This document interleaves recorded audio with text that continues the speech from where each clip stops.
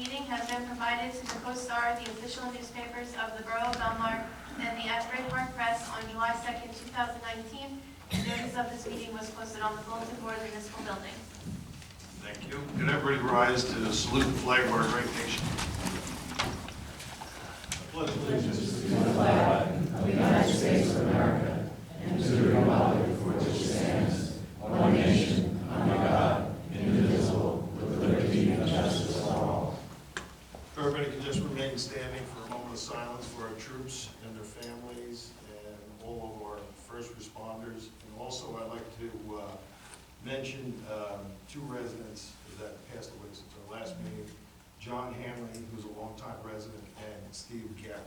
And also Councilman McCracken's cousin, Lieutenant Colonel Kevin Herman, was a Marine who was killed along with other Marines in an aviation accident off the coast of Japan on December 6, 2018. He was laid to rest today at Arlington National Cemetery, so we just have a moment of silence for him. Thank you.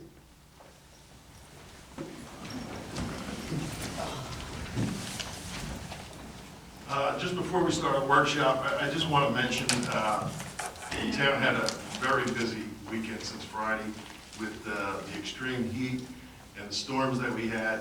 And from our business administrator, our police chief, DPW director, all the way down, every employee that we had here, I really have to commend. They really came up, worked hard. They went above and beyond.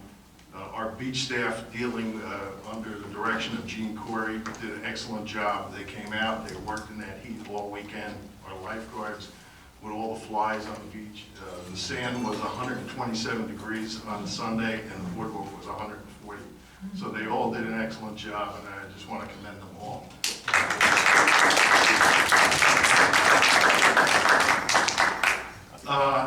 Before we start the workshop, we have our freeholder, Sue Kiley, here, who is going to give us a little presentation on what she has. So, freeholder Kiley. You ready? You're ready? Yes. Well, Mayor and Council, thank you for having me here. Am I close enough? Can you hear me?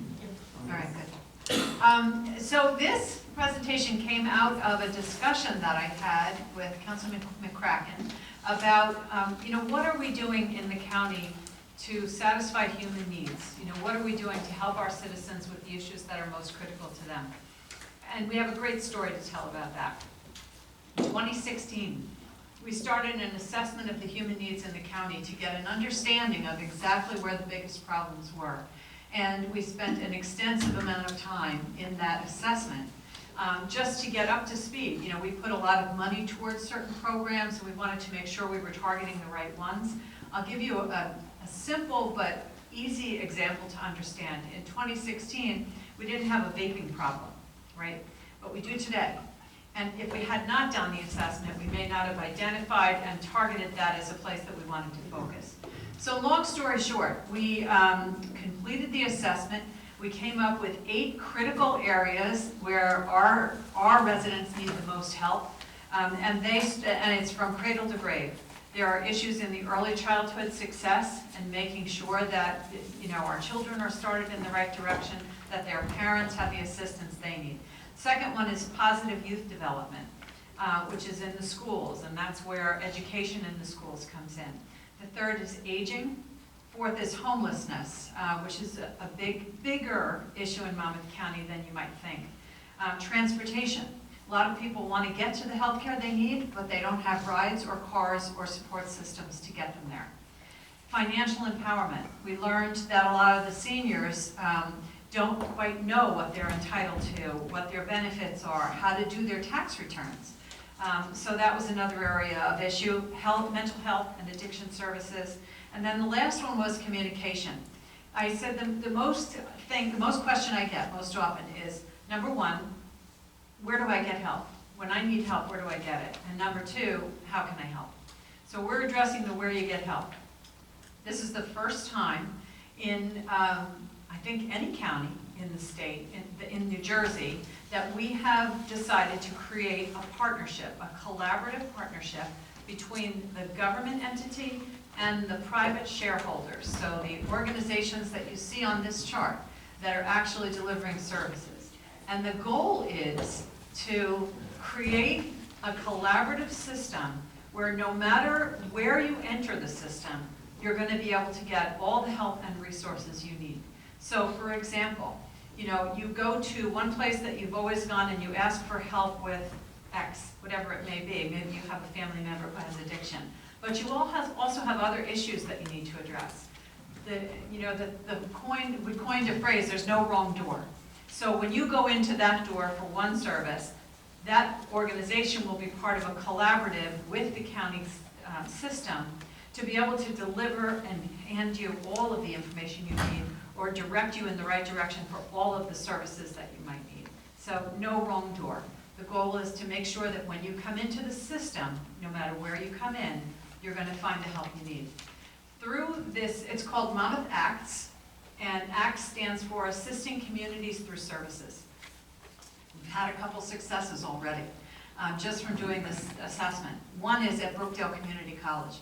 They're very proud of the community in the middle of their title, and they want to work very hard to help the community. We discovered in talking to them that there are students, faculty members, that are having struggles financially, and students that are sleeping in their cars out in the parking lot because they don't have a place to stay and they want to make sure they get to school.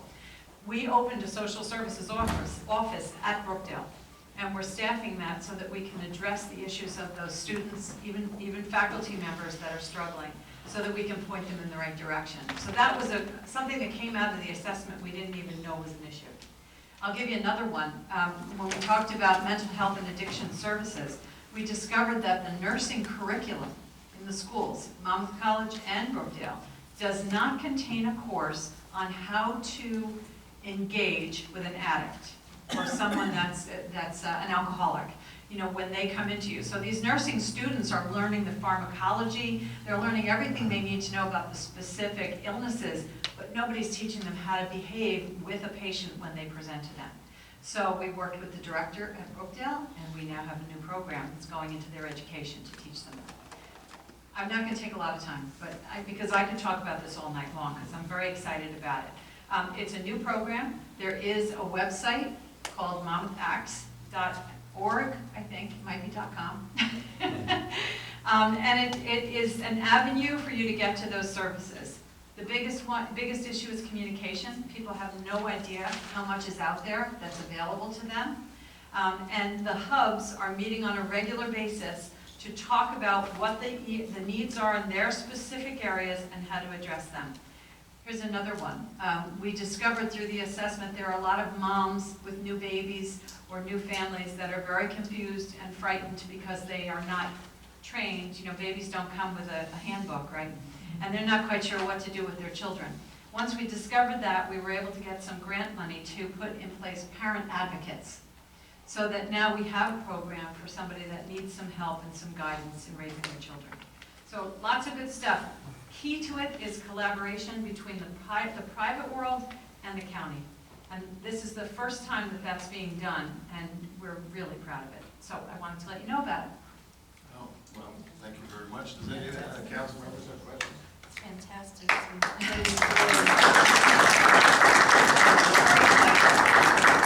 I left up on the dais a sheet like this for all of you that has just the key points of the program. And then on the back, the organizations that are already like signed in, locked in, and are part of the hubs working with us. And there's more to come. In fact, there's some that were disappointed that we printed these before they got their names on. So if somebody goes to one of these providers, they're basically in the system from Yes. there. That was one of my questions, is how do people get into it? Yeah. Where do they go? Yeah, you can call the county and you can say that you're looking for help and the county's going to direct you in the right direction. If you call any one of these providers, they're in it, they're part of the hubs, they understand the program. And as I said, we're in the early stages, so we're going to get better and better. But right now, these organizations know about it, are engaged in it, and support it. Any other questions? Anybody out there with questions? I got some. Okay, can I use the mic? Please. Yes. Here's my question. I I have a grandson who's having a problem, and I want to know what door he should go through. Anyone? He's 23 years old, and he's not toilet trained yet. Do you have a door for him? So here's what would happen. Yeah. I would give you the phone number for social services at the county. Yeah. They would do a basic assessment of your, is it your grandson? Yeah. Yeah, they would do a basic assessment of your grandson, try and understand his medical, physical, and emotional needs, and Yeah. then point him in the right direction. Well, none of the girls want to date him. Mr. Dilberger, come on. I'm sorry, I have to sit down. Yes. Yeah. I have more for you. No problem. You think it's not a problem. They tried being 23 and not being toilet trained.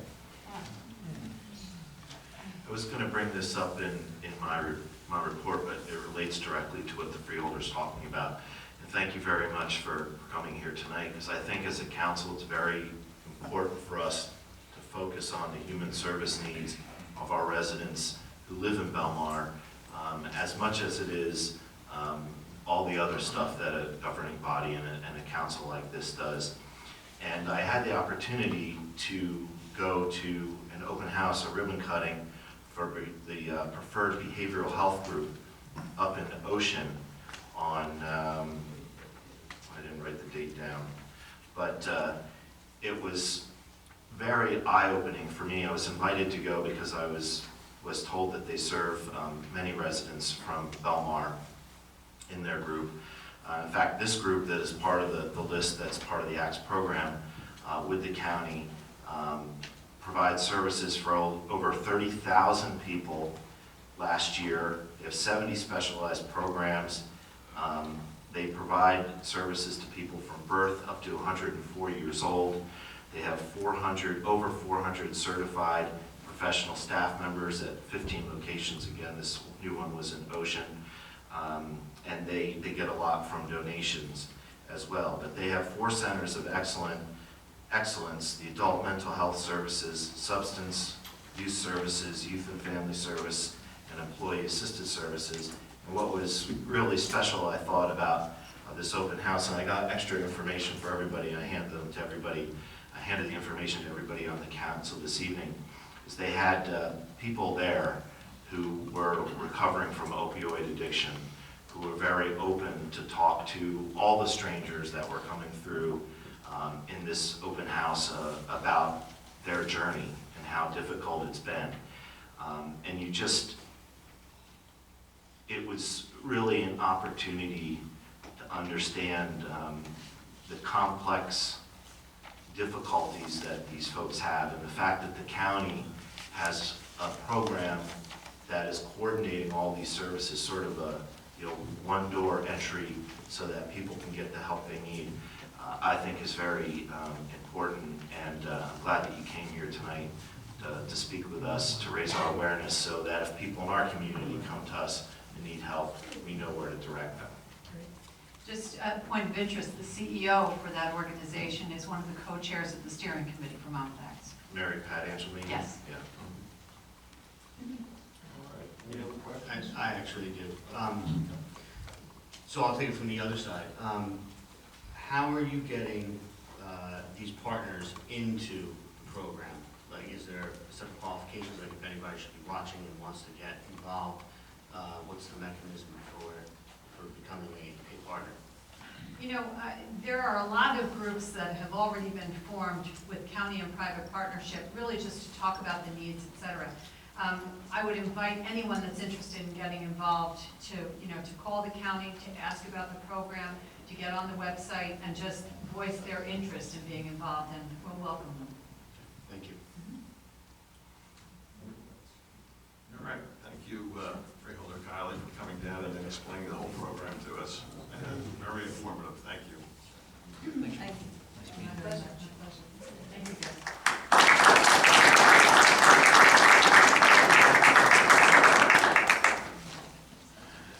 All right, before we get really involved in the workshop, there's one thing that I want to bring up that the chief is going to discuss. We had a very unfortunate accident that happened on 8th Avenue. To one of our seniors was hit by a car, and I want the chief to explain what we have been working on to work on that, in that crosswalk. Chief? Thank you, Mayor. Unfortunately, 4th of July weekend, we had a senior citizen residing at the senior building that was struck crossing the crosswalk on 8th Avenue, walking to the plaza. It was a horrific accident.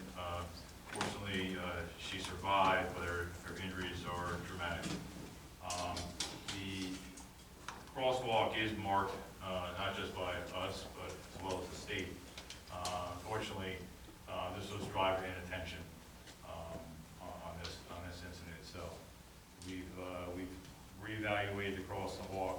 We've met with county officials, state and DOT officials, and as well as transit officials to see what kind of resolutions we come up to make that area safer. In the meantime, Mike Campbell, DPW director, has repainted the yellow markings. We extended to no parking, and we've added additional signs. We are working with the state on possibly either one, relocating that crosswalk to make it safer towards Main Street, and adding flashing crosswalk signs. There is some DOT and transit issues when it comes down to visible lighting because of the confusion with the train crossing. So there is a distance that we must stay away when it comes down to flashing lights. As of right now, myself, the administrator, Mike Campbell, met with DOT on site as early as yesterday with the state, including the state police, to come up with a safer resolution. It is a very, the crosswalk is used extensively by the senior building. For right now, we've made it safe as possible. We've done multiple operations when it came down the crosswalk, stings, if you will, throughout the town, not just in Belmar and Lake Como. We've issued 32 crosswalk violations over the last 3 weeks. Could you hear me? The problem is that it's public awareness. We do have the sign on Ocean Avenue, which is the way the law reads is that you have to be in the crosswalk, yield to the crosswalk too. Trying to educate the public, putting the information board sign out there. The state actually, I'm hoping within the next 3 weeks, we're going to do an on-site visit with the administrator to come up with a more solid resolution with our engineers who also was on site. That's where we are with that particular intersection. Hoping by the next meeting, we have more of a direction. It's a state road. We're limited on what we can do there. We're at our boundaries of what we can do without crossing the DOT threshold of what, they will be upset with us. So they're willing to work with us. Like I said, they came out yesterday, and we're very willing to possibly come up with a more solid resolution with possibly flashing lights or actually moving the crosswalk towards Main Street more, so we can actually install flashing lights where it's not going to interfere with the train crossing. What was the time of day or anything like that, an issue with It was roughly about 3 o'clock. I believe it was about 3 o'clock, 3:15 in the afternoon. so we didn't have a lighting issue or anything like that? No, it was not a lighting issue. Any questions for the chief?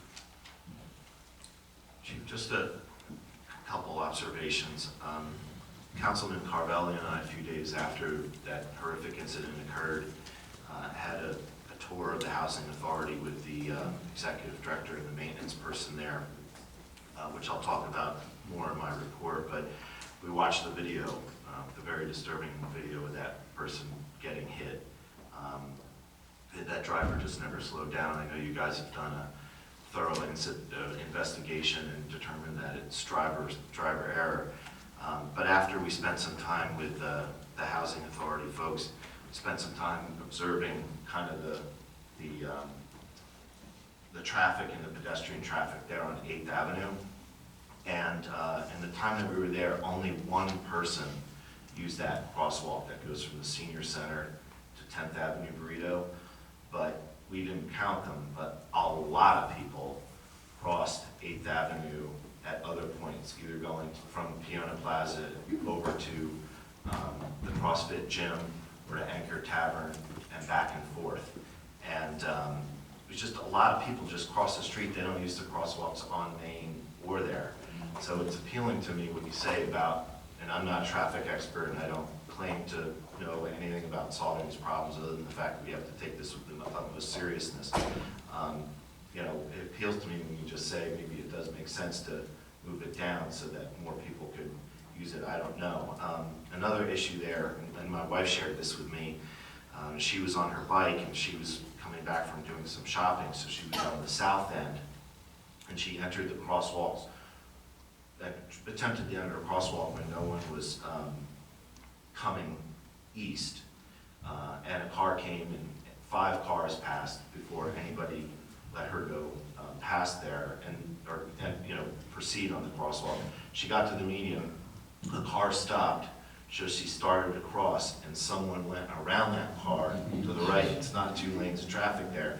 And as she was going in front of the other car, about to reach the sidewalk, a car came and she said she was almost hit there. You know, I realize there's complications with the with it being a state road and what we can do, but it is a very serious safety concern that I know has been looked at for some time, and I have seen your officers out there doing what you refer to as sting operations. If they're effective in modifying behavior, I think we need to do more of that, because people just, there's a lot of people crossing the road and a lot of people just not paying attention. There's just a lot going on there with the train and traffic lights and all sorts of activities. So that's just my 2 cents. I don't claim to. And I agree with you 100%, Councilman. This is a town-wide issue, not just that location. Every crosswalk in town we have similar problems with. It's driver education as well as enforcement. On top of the radar enforcement and stop sign enforcement. That was also included in this operation. Okay. Anyone else have questions for the chief? Chief, on my way here tonight, someone was walking across Ocean Avenue with a surfboard. I stopped, and the other person did not stop and whacked his surfboard and just kept going. Now, that person had to hear that surfboard hit the car, and they just kept right on going. Ocean Avenue is becoming a problem. Right, we added multiple signs down there. It is a major issue. You know, we're doing everything we can to enforce it. The administrator did find funding for additional signs. You know, we could use more signs. You know, for funding, they're expensive. They're $355 a piece, so they're not cheap. We've Mike Campbell had his crew repair a few to get them back out there. Other than enforcement, when we can do it, and we are doing it, it's and as well as driver education. Thank you. Thank you, Chief. Mr. Mayor, can I address to this? No. Mr. Dilberger, there'll be a public comment. There'll be a public comment. This is our workshop session now. There will be a public comment at the end, and you can address it. You can address it at the end. We're in our workshop session. Okay. The other thing we have on the workshop that is on for first reading tonight, our CFO Christine Manolio has asked us to put this on. She did a workup of the $1 per hour on parking meters, and the parking meters are not going to be able to pay for all the expenses. We're going to be short money down there.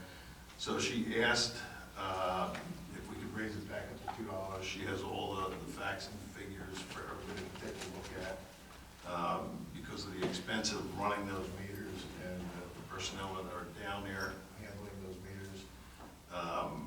She wants us to put it on the agenda for tonight for first reading, and then we're going to discuss it before the next meeting, and we'll see if we're going to either table it or see see if there's something else we can do, or we're gonna have to raise the price to $2. So, I know it's just been put on for tonight, so, it's something that we're gonna have to talk about.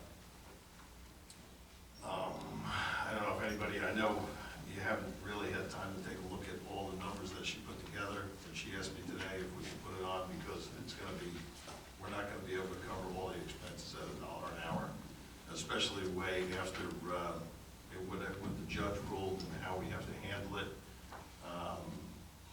So we're gonna have to take a look at that and sit and talk with her. So if anybody has any questions on that. The only question I have is, if we raise it back to $2, as long as we make the same proportional division that's supposed to happen, 60% of the money goes to the beach utility and 40% goes to the park utility, then we're fine as far as, we're not in any kind of violation like we were before. No, that's correct. Yeah, you have to. Fine. Yeah. And I think, I don't think the community wants us to lose money. You know, that means it comes out of their bucket, so I don't have a problem raising it. You know, we had to put it back to $1 until we could figure out all the facts and figures and see if it was gonna sustain itself at $1, but it looks like it's not, doing all the calculations. So we'll have a couple weeks to talk about that, and then discuss that at our next meeting. What else do we have? I think everything else is pretty much straightforward on our agenda tonight. Anybody have anything they want to bring up? All right. I think that's it for a workshop, so we'll move on. Anybody in the audience have petitions that they want to bring up?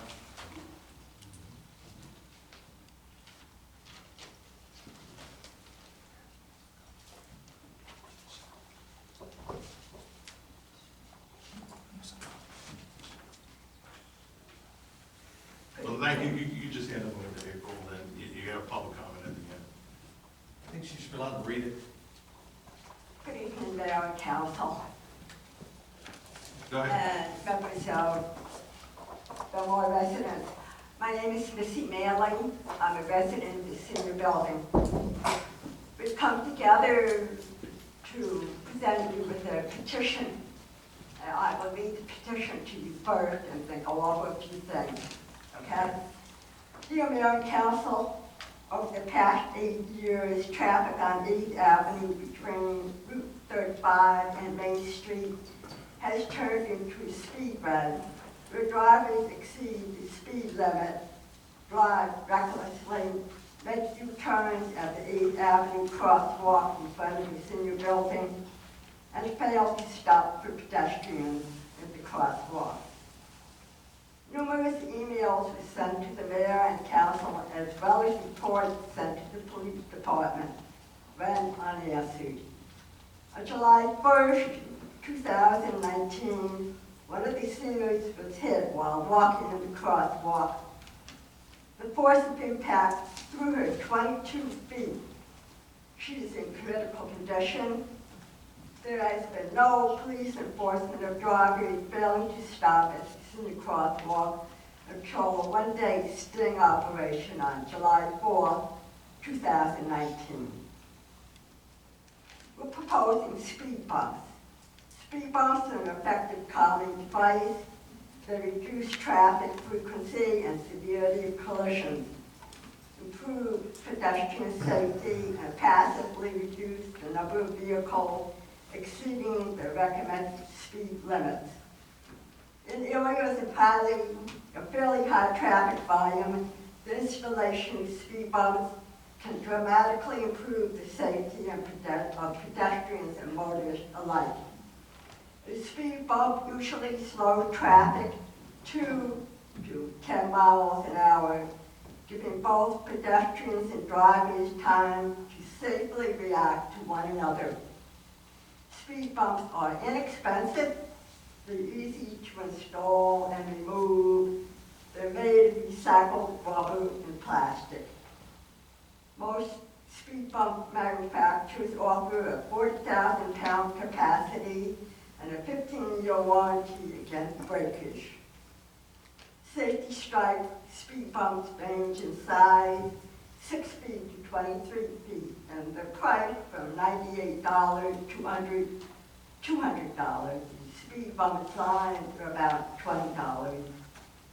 The seniors request to install speed bumps at 8th Avenue in front of the senior building. This is a matter of utmost urgency. We are worried that the next accident would seriously harm and kill someone if no action is taken. While we await the installation of speed bumps, we request a police officer be stationed at the senior crosswalk during the summer months where traffic is heavy from 3 to 8 p.m. And then I have we, the undersigned, are respectfully asking for the installation of speed bumps at 8th Avenue crosswalk in both directions in front of the senior building of 8th Avenue crossing 710 East Avenue. I handed in the petition. We have 95% of the tenants signed the petition, which is a really good outcome. And keep in mind, those seniors will be voting in. That in mind. Okay, I just want to add a few points.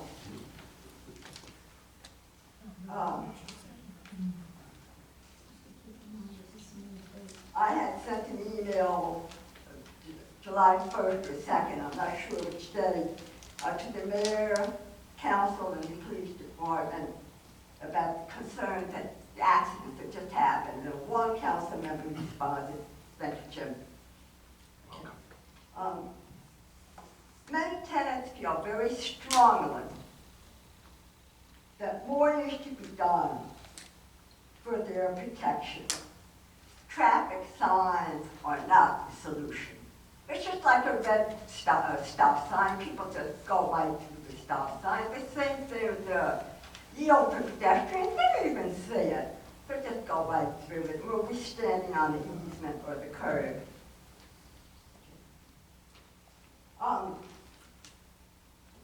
Many of us, the seniors at the building, are still very distraught and upset about this accident. We're also frustrated and angry, so you can see the lack of emotion involved too. I reached out to Jim Bean, and Jim came up with the idea for speed bumps and did research and so forth on it. And we hope that you will consider installing the speed bump. It's a better option than being slapped with a $1 million lawsuit if someone else gets hit. Okay. We have some people in the audience, I think, that would like to make comment. And Jim Bean, would you like to make comment? Well, Mayor, what? Yeah, I think we're going to wait till public comment. Yeah, it's They just. want us to wait for public comment, so Yeah. I'm satisfied with Okay. just you speaking. Okay, Yeah. okay.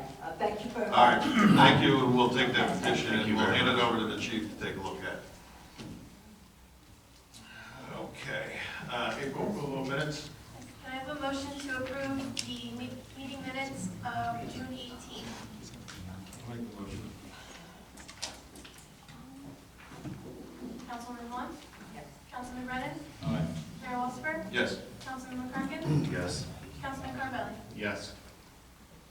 Thank you. Okay, report to council, Councilman Carvelli. Yes, thank you, Mayor, and everyone for coming out tonight. I have 3 quick items. There hasn't been much going on committee-wise for me to report on, but obviously the weather we've been having has been somewhat challenging. Between the heat over the past weekend and last night's storm,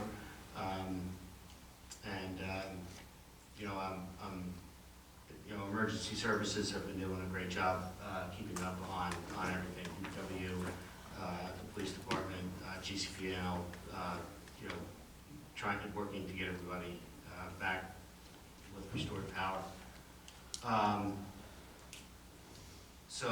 The other, let's see, Jim and I actually took a tour of the Housing Authority. I'm not going to steal too much of your thunder here, but we did tour the facility. We had an opportunity to meet with the full-time staff, the director, and the facilities manager. Besides getting into a unit, and getting a feel for how things work over there and the challenges that they have. We did get a look at their generator facility, their camera systems, things like that. And we did also talk extensively about the crosswalk safety. Obviously, we understand that it's a priority and a major concern, and we definitely want to see some sort of resolution to that. As Jim mentioned, we did stay around and watch the traffic between Railroad and Main, and witnessed a number of violations, both from pedestrians as well as drivers, including U-turns in the middle of 8th Avenue and whatnot. And there is a lot of activity between Main Street and the railroad tracks there, and definitely something needs to be done. Other than that, I just wanted to mention the fireworks and the Belmar 5. 2 fun events. I participated in both. The fireworks were great, and the turnout for the 5-mile run was well attended. Although it was hot, but looked like everybody was having fun. Other than that, that's my report. Thank you. Thank you. Councilmember Craig. The Housing Authority had its regularly scheduled monthly meeting on July 1st. It was not long after the accident that occurred there at the crosswalk.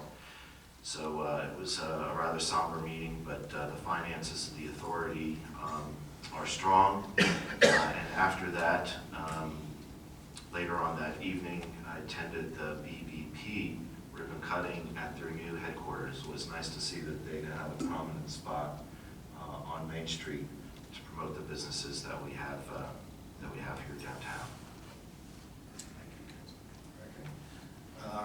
Councilwoman Martin. Turn on mic. Good evening, everybody. Just wanted, if any of you are down around 5th Avenue and D Street, you might notice a cute little gazebo on the island elm. Mike found this little gazebo and placed it there, and it really looks very pretty. Thank you, Mike. It's great. That was great. Our ADA meetings are postponed until September. That'll be the first of them. Can I speak about the library for a second? Or is it just about the lights? Because people are concerned about the lights. I know that there weren't any lights. I guess it could go back a long way. There weren't any lights in the back of the library, and we have even gone to meetings and coming out to use our telephones for light. That's all being taken care of now. We've come with the first of the many, I hope, who will come and give us a good price on putting up lights. So we have our first estimate. We have a few more to come, and hopefully by September, when the lights do start to go down, outside lighting, excuse me, we will have something back there for you, and that will be taken care of. Sorry, it's taken a while, but won't even go there.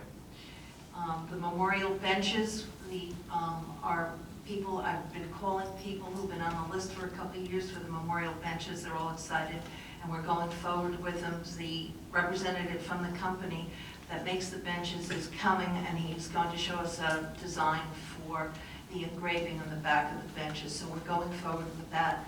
And Mike and I went down to Silver Lake, and we've added more spots for these benches. 2 of them will be, 4 actually, 2 on each side, facing the ocean, on Ocean Avenue.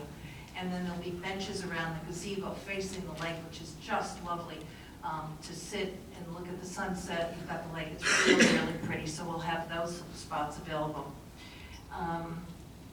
Community policing program has been going really well. The difference between the last time we did it and this time, they're computers. And we have a website, and it's really working well. We've had our first zone chief meeting last week. We're having, the South Zone is having their block captain meeting tomorrow night. We've got a list of calls, so violations, houses that have been problems. So now we have something to work on. Police have been really great Everybody's been enthusiastic. The block captains have been very enthusiastic. They've been going from house to house with letters that they composed. A couple of them we're going to use permanently.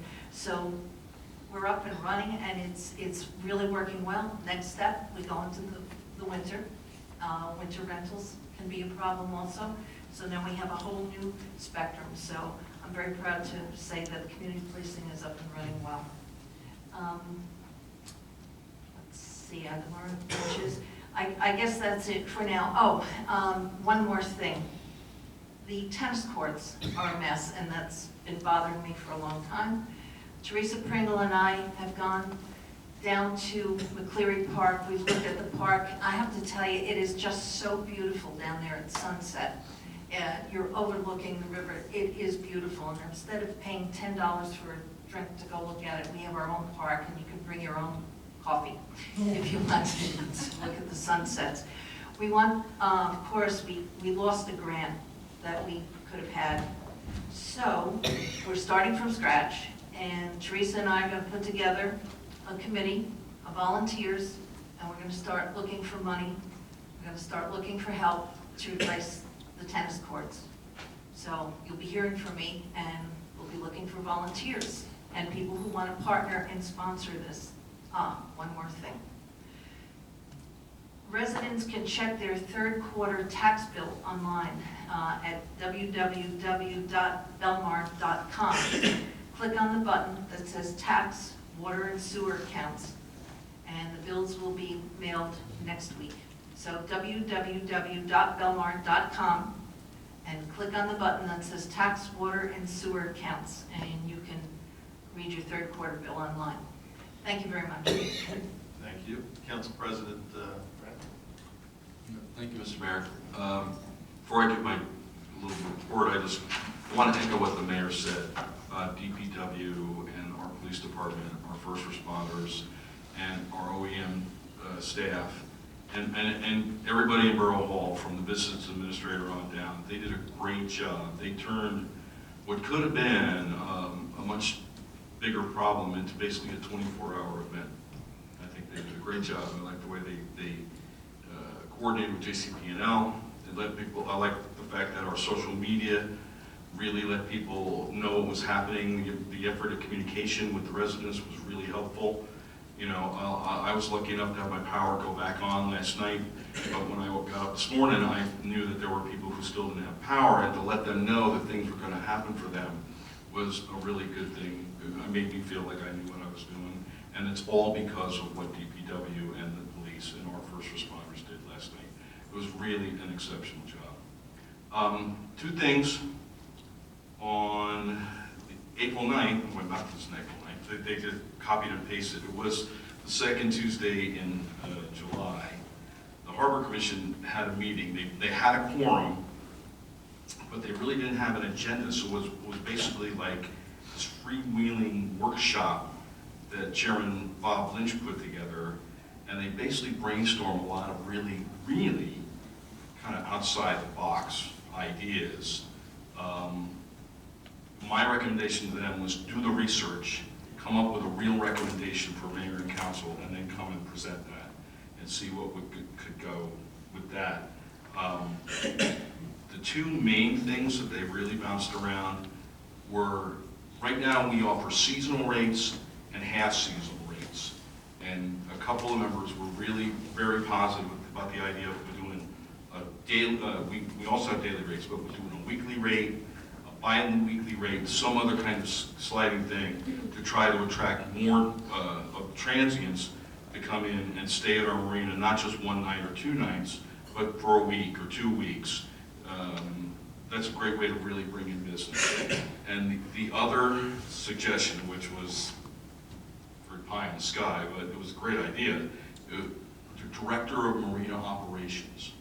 I said, well, that's, going to have to come up with an idea about how to pay for that, but it's a great idea. So I'm looking forward to seeing where that goes to. Definitely hear more about it, because they were really out on that idea too.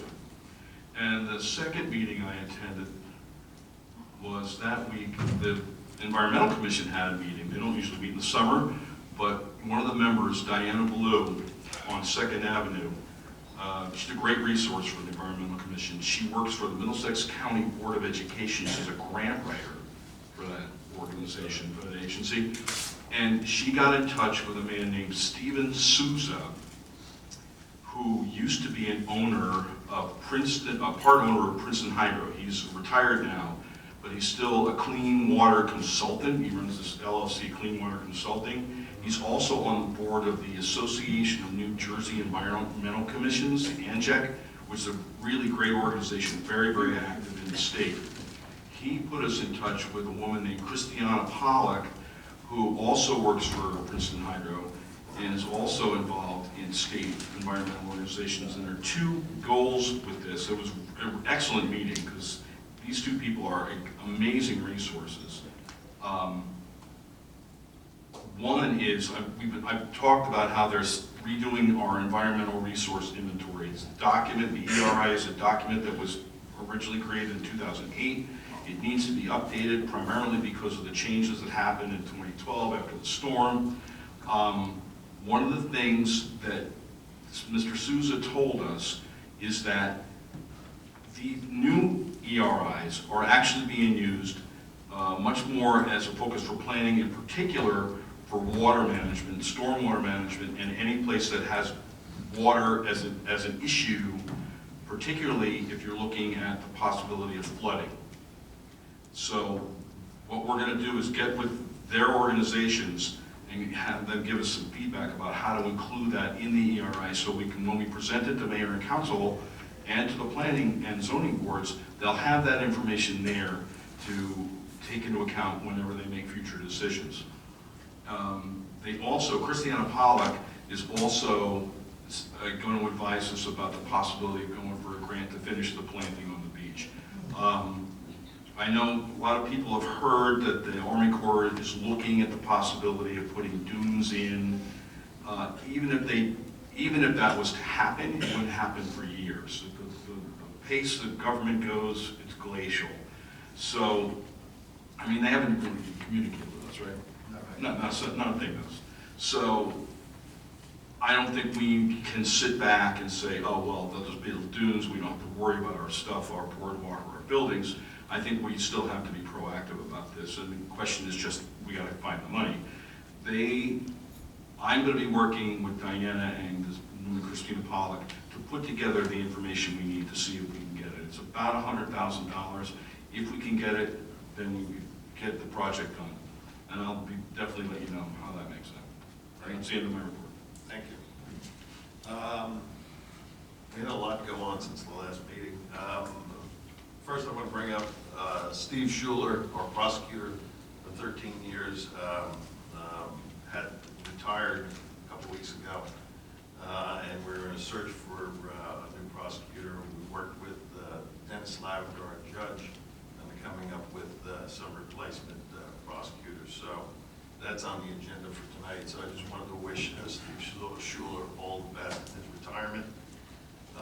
The other thing that happened since our last meeting, Mr. Dasty, our business administrator, Mr. Kirschenbaum, our DPW director, Mike Campbell, and myself went down to Washington, D.C. We went to HUD, the originator of the grant for the Lake Como outfall pipe, and explained what the problem was and tried to get them to release $600,000 that they owe us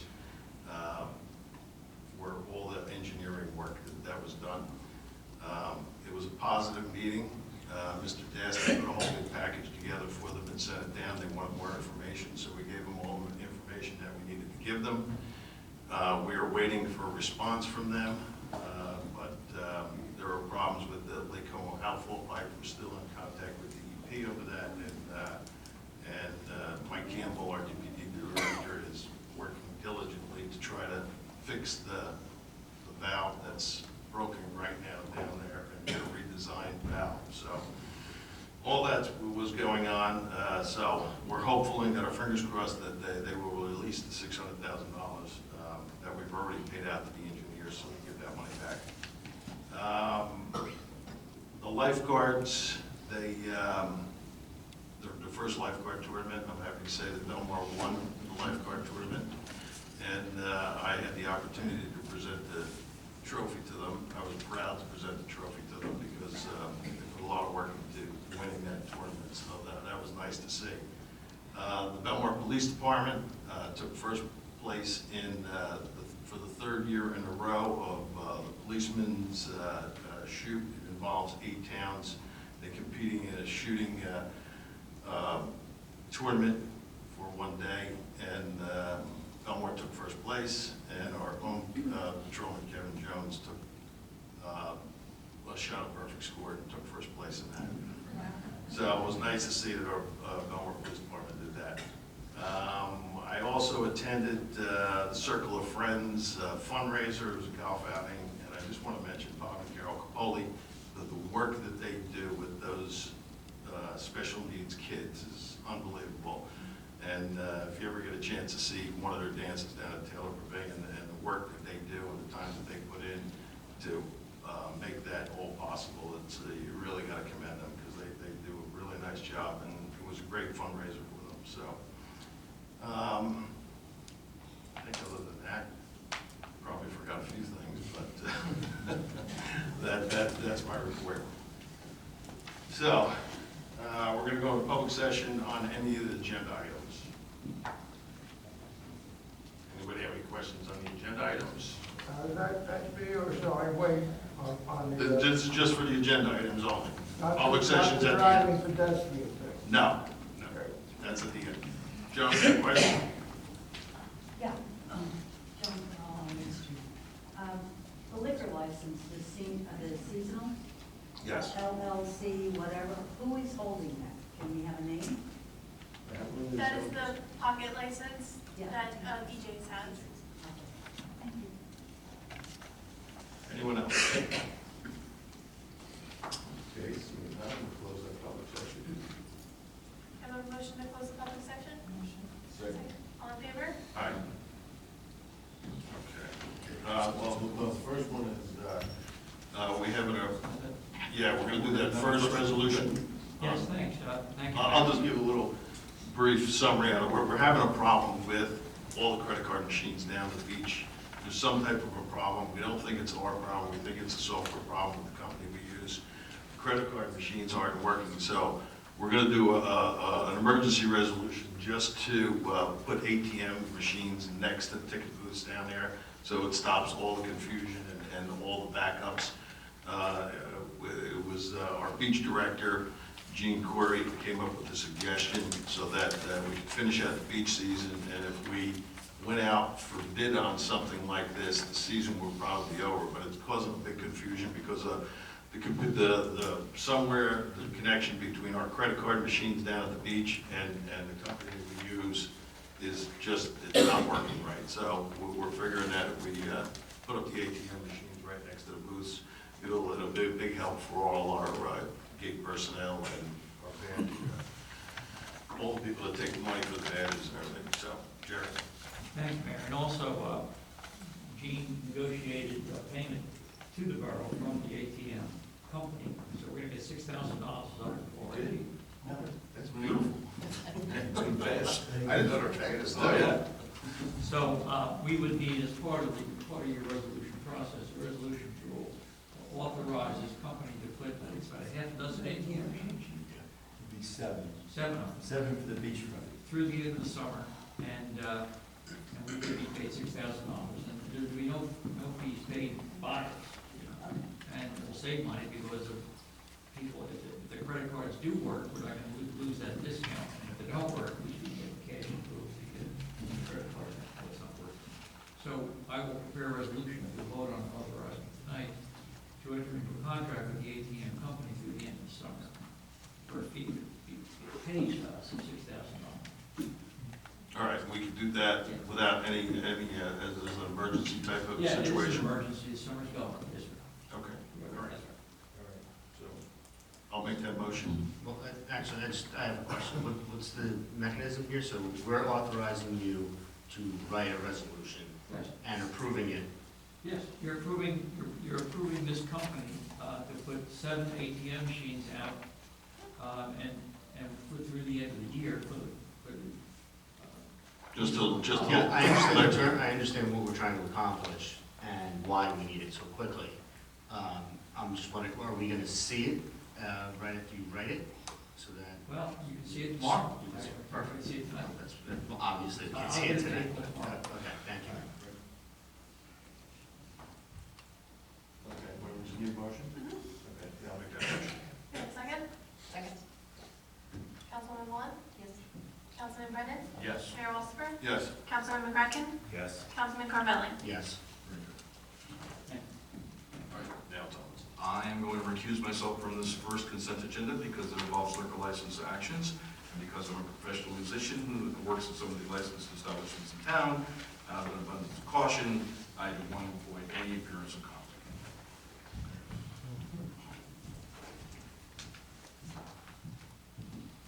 Okay, April. Do we have a motion to approve consent agenda number 1?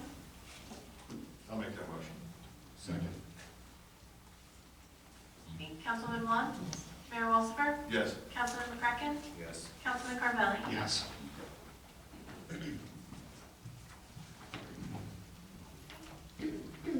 Next, do we have a motion to approve the resolutions listed under consent agenda number 2? I'll make the motion. Second. Councilman Vaughn? Yes. Councilman Brennan? Yes. Mayor Walsifer? Yes. Councilman McCracken? Yes. Councilman Carvelli? I actually have just one question about the electrical subcode official. Is this a new person? Are we replacing a person? We're replacing. We're replacing? Yes. Okay, so it's not like we're hiring a new person and hiring a new person. Okay. We had a Yes. resignation. Okay, thank you. Yes.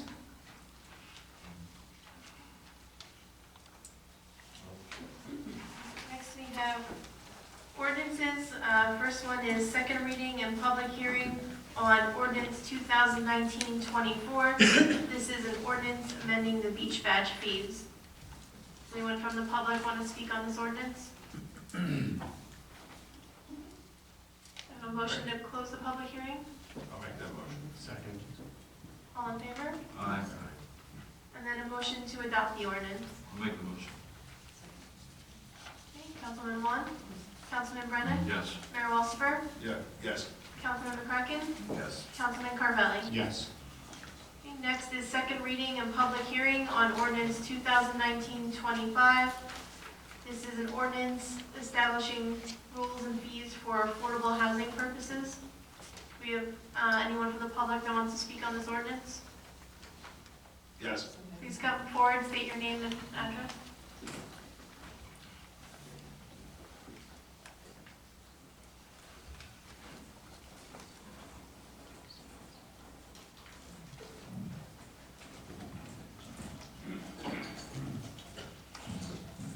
Just have the mic turned.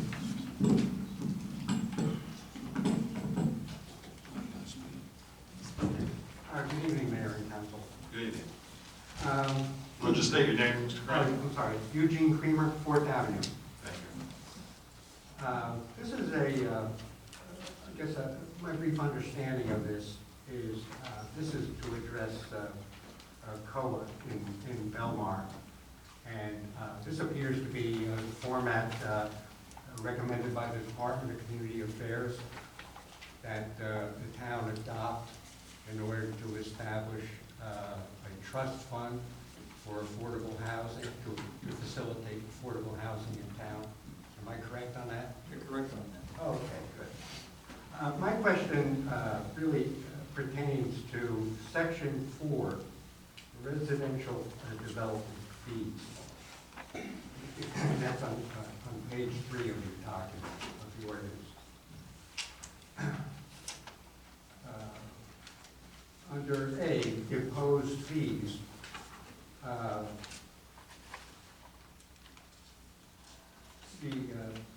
guess it's the little I here, the first category. It's within and it says, within residential districts, residential developers shall pay a fee of 1.5% of the equalized assessed value for residential development, provided no increased density is permitted. So I guess the way that is, my understanding.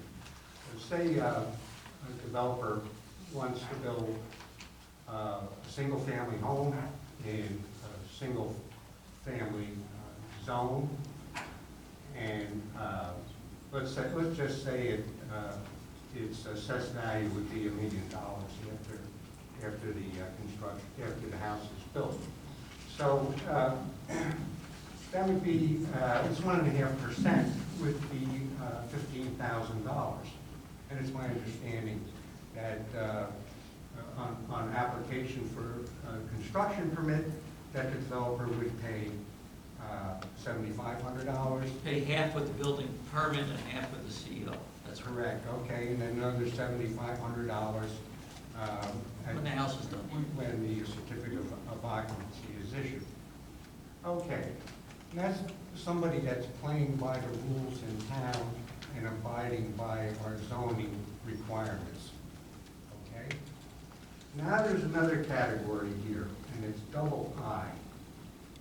It says when an increase in residential density, also known as a D variance, has been permitted, developers may be required to pay a development fee of 3% of the assessed value. What kind of regulation says to a developer that you may pay? Shouldn't the word may be changed to shall? Can be. That's what we decide. The mayor and council would make that decision at the appropriate time, but you certainly can say shall, absolutely. Isn't that the way that it should be? I don't vote, they vote. Oh, I'm sorry. In other words, This ordinance was recommended by this ordinance was approved by the affordable housing planner in its present storm, but there's no reason you can't say shall. We can make that change if that's what the mayor and council want to do. yeah, I'd rather have it, in writing instead of somebody making such a decision based on some other reason. I guess with the other, now that we're talking about changing words here, this paragraph goes on to say, and now it says 3%. Is 3% the right number? Yes. Is it? The paragraph afterwards is an example, and it says that the percentage can go up to 6%. Right here, sir. Okay. Maybe we should make it 6%. I didn't bring the ordinance with me, you got me at a disadvantage, I'll look at it again. I don't think you can raise it to 6%, but I'll check that. Well, Well,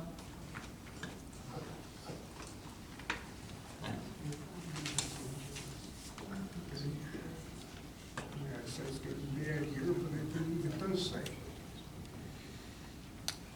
well, that's 6% for 2 units.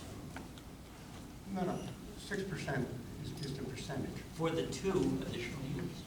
That's just an example. Point being is that apparently the percentage of the assessed value that can be charged for a development fee can be 6%. I don't think that's correct, sir.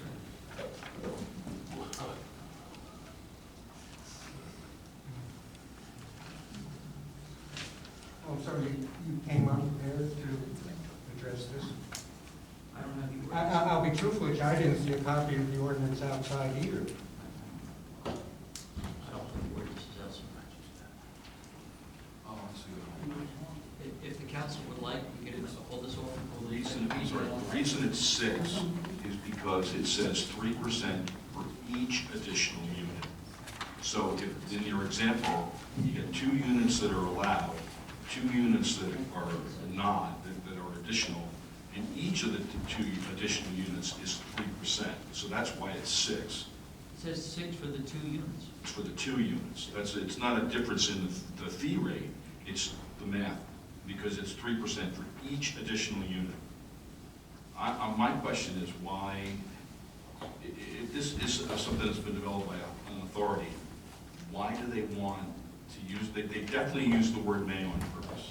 You're absolutely right. I mean, shall is a definite, is one definite word, and may is the other definite word. Why do they want the approving body to have the flexibility to decide what they want to charge for each of those units? And I can't think of an example. That's one thing that gets me, is why would they want that flexibility there? There must be a reason, I hope. See what I'm saying? Well, the developer that's complying with zoning, it says shall pay 1.5%. Right, it does, definitely. It's very definite, right there. Right. So why would a governing body want to be, I mean, the reason may is there is to provide flexibility. You may charge for free, but you don't have to. Why would they want that governing body to have that flexibility? And that's the question I think that's the question I think that needs to be answered. That's the only way we can make a real decision.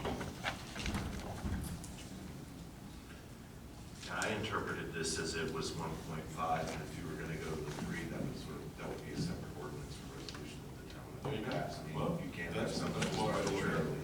Yeah, that's one way to look at it, for sure. I mean, most of the times, these things are negotiated in a bill of redevelopment agreement, and it is based on how many affordable units are needed in that There's development. no urgency to adopt this evening. If you want to review your general suggestions, we'll let a look at it and get back to you for the next meeting. You want to table it tonight, and then we'll go through I'd like it? the answer to that question. All right, this way you get time to look at it. We'll table it tonight, Mr. Kramer, and then we'll take a good look at it before we adopt it. Thank you. All right, thank you. Well done, Chief. Well done. Motion to table. Motion to close the public hearing.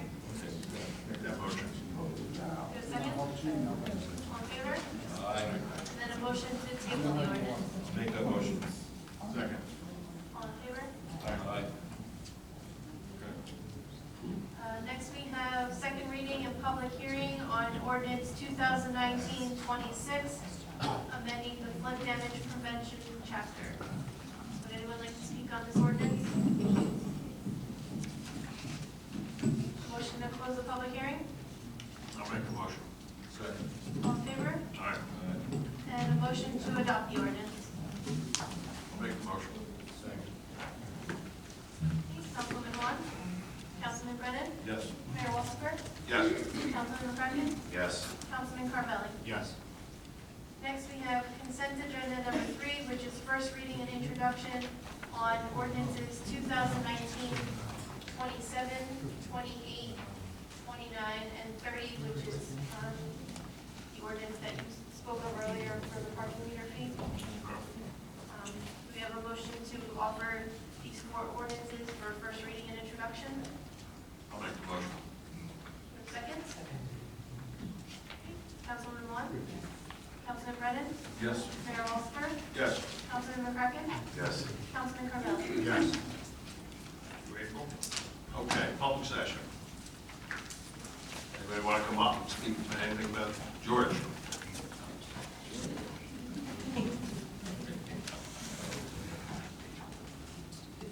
George Comcos, 111 Third Avenue. This is just going to be short and sweet. The senior building, I worked there, I used to paint rooms. I know a lot of seniors like Gene Murray. Been there for a lot of first aid calls.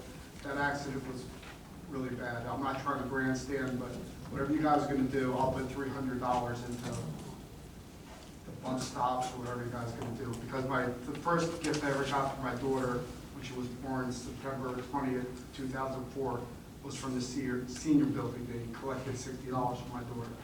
So, that's all I did. All right.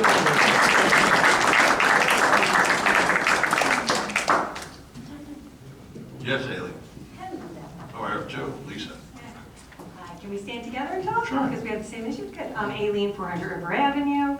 I'm Lisa Miller, 314 Fifth Avenue.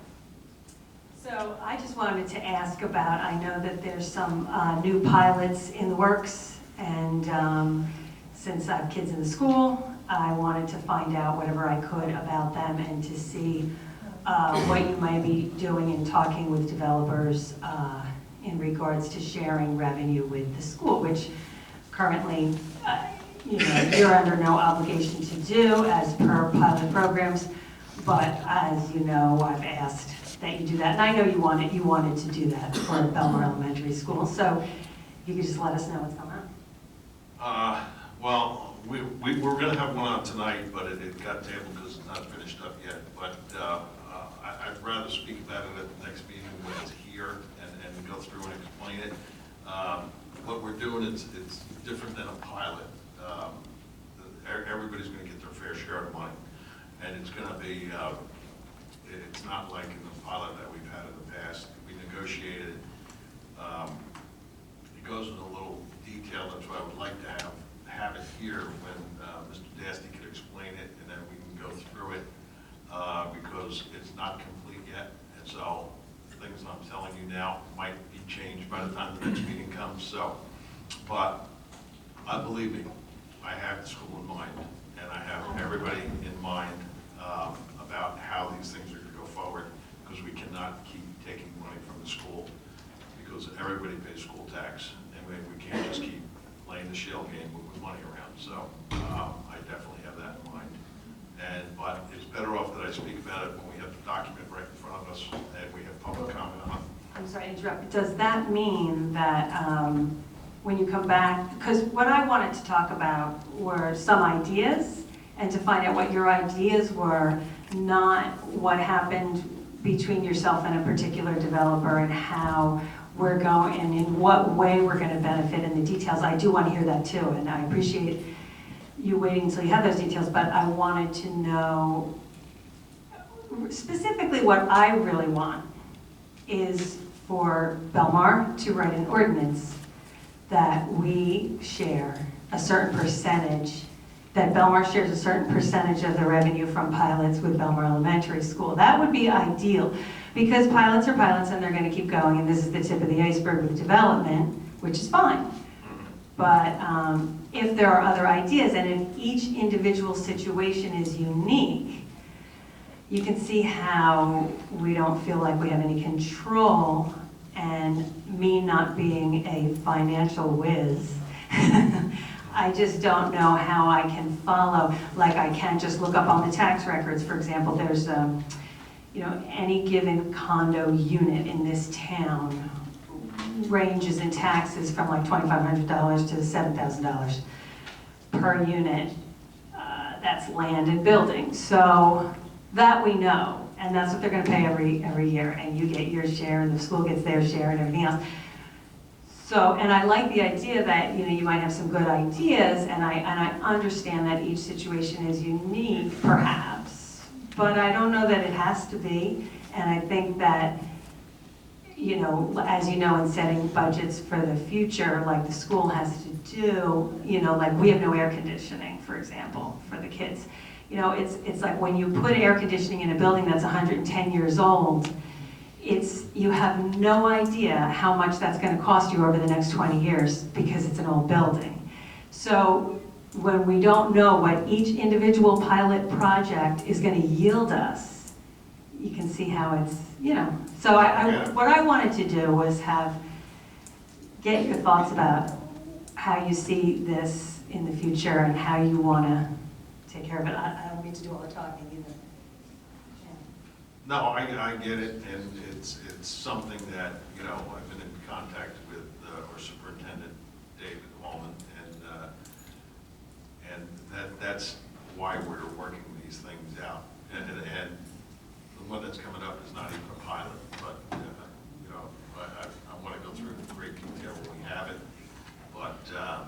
So it's not set in stone. Like when you talk about it next time, will there be a deal on paper? Is that like something I can Oprah and look at?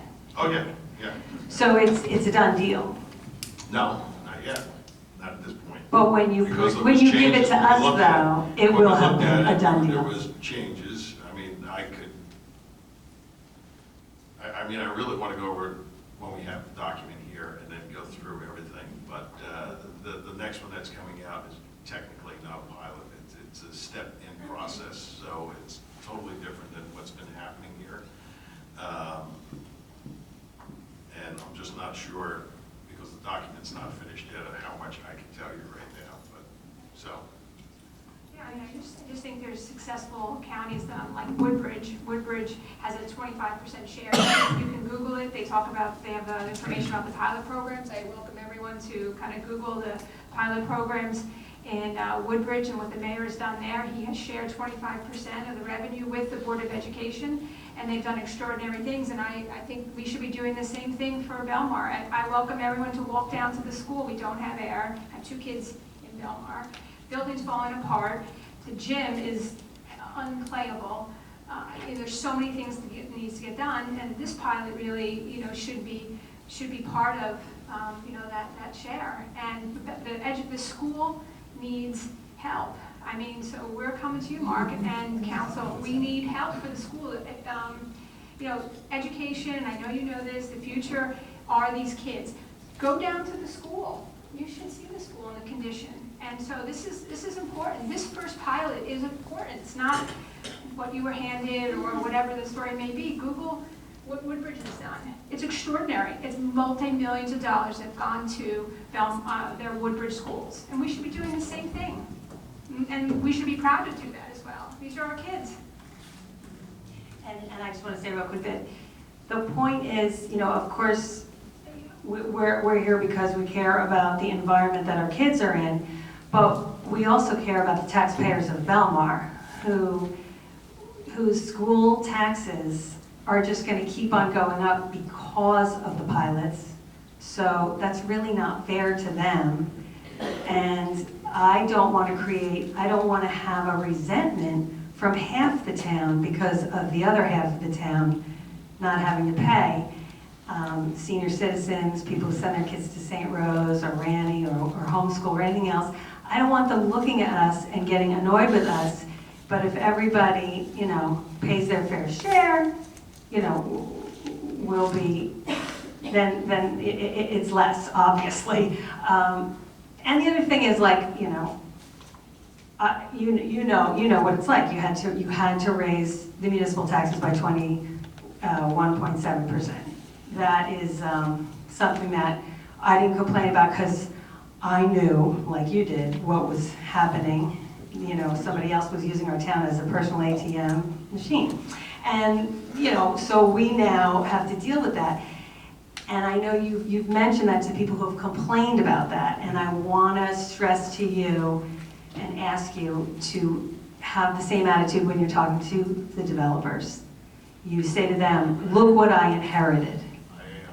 The jig is up. You might have been promised the world. You may have been given a huge municipal parking lot for $100,000, but the jig is up. You can't, I can't give you what you may have been promised before. That's what I want to ask that you do. Thank you. So, Thank you. I think what you're asking is, when it comes before the council, will there be an opportunity for you to have input into it? And is it being passed by ordinance? Yeah. So the answer is yes. Okay. There'll be 2 readings, and Yeah, then there'll the be a first reading. reading will be out there, and then we'll be able to talk. Okay, cool. Thanks. Thank you. Yes, Jim?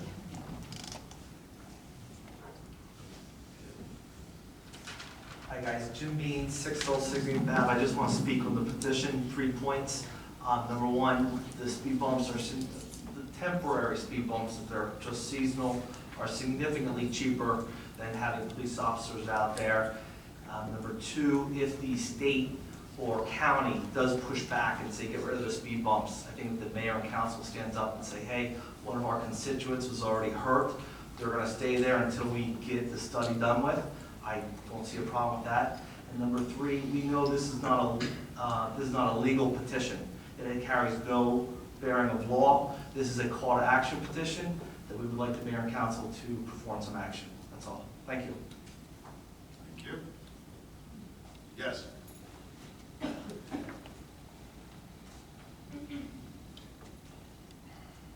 Mayor and Councilman Gene Murray, 710 8th Avenue.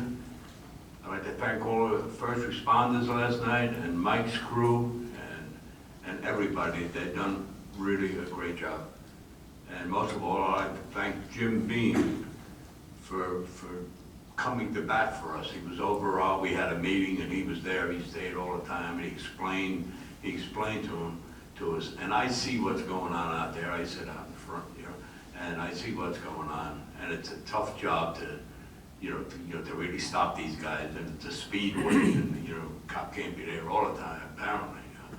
And I just hope these speed bumps, go down. And George, when he came up, he said he'd give $300. That's not coming from his pocket, that's coming from his heart, because that's the kind of guy he is. And one more thing, I would love to thank April. We had a bus ride to Yankee Stadium Sunday. It was murder, but she done a great job. She made it as comfortable as possible for us, and I want to thank you. And thank you for listening. Thank you. Mr. Dilberger. Okay. No more jokes. I want to talk about this situation with pedestrians and drivers and everything. First of all, as a walker, I've been doing this all my life, ever since I've been a 4-year-old boy. Things have changed. We went through a phase, we're in another phase and everything.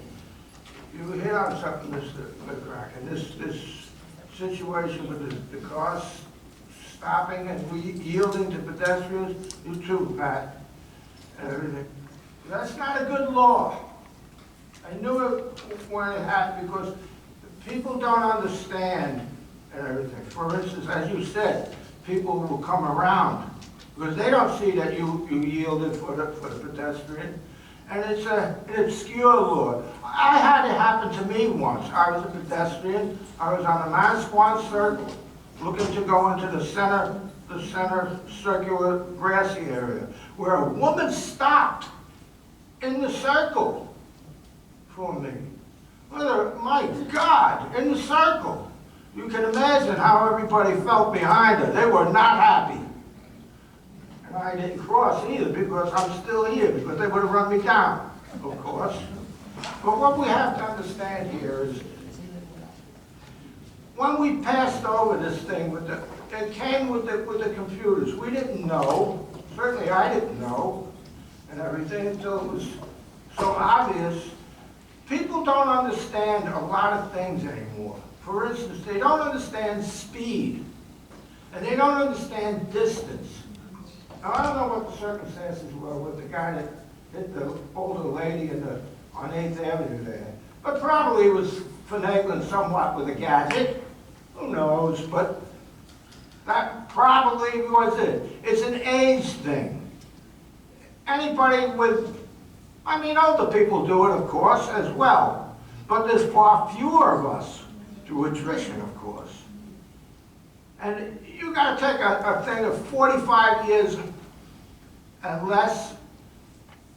There's a good chance the person's playing with a gadget. And it doesn't matter where it is. It could be on the Garden State, doing 75, 80, 90, whatever you're doing. He's looking down, playing with his gadget. And it has nothing to do with occupation. Policemen do it. Everybody does it. It has to do with age. There's another thing that with the computers, gadgets, whatever you want to call them. People don't have the spatial awareness they need to drive cars anymore. That's why the car companies are thinking of having it taken away from the driver, just the car drive itself. They didn't do it for me and my age group, but they're doing it for these younger people because they don't have spatial awareness. They don't understand distance to that wall and speed and how fast they're coming up on a thing. These are beyond the thing. Now we have ordinances, speed limits, don't turn here, don't turn there. That's a static thing on a piece of paper or a sign. But you're dealing with a fluid situation, something in motion, whether it be a pedestrian or the vehicle, whatever it is. You have to have syncopation there, but you don't have that anymore. All the rhythm is gone.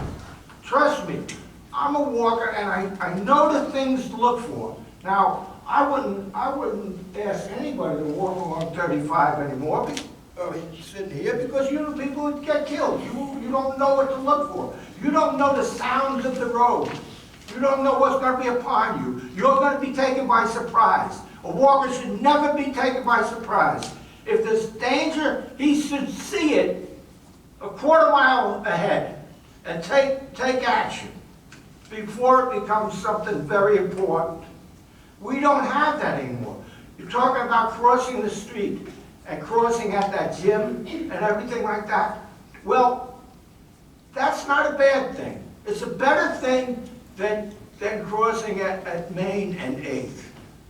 It's very much better. I've been thinking about that. Maybe, but then again, we get into a situation of a traffic cop there. But then the drivers aren't good enough to do that. They'll hit them.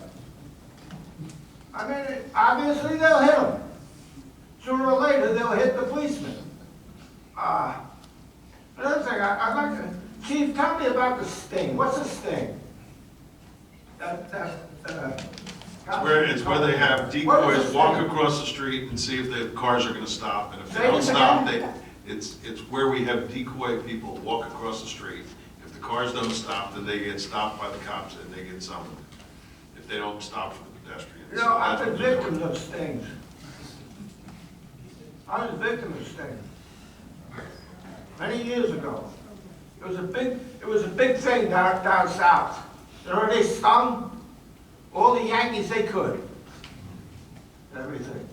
And as you were walking out of the only way we can try to control some of this, Mr. they said to you, y'all come back and see us sometime, here, boy?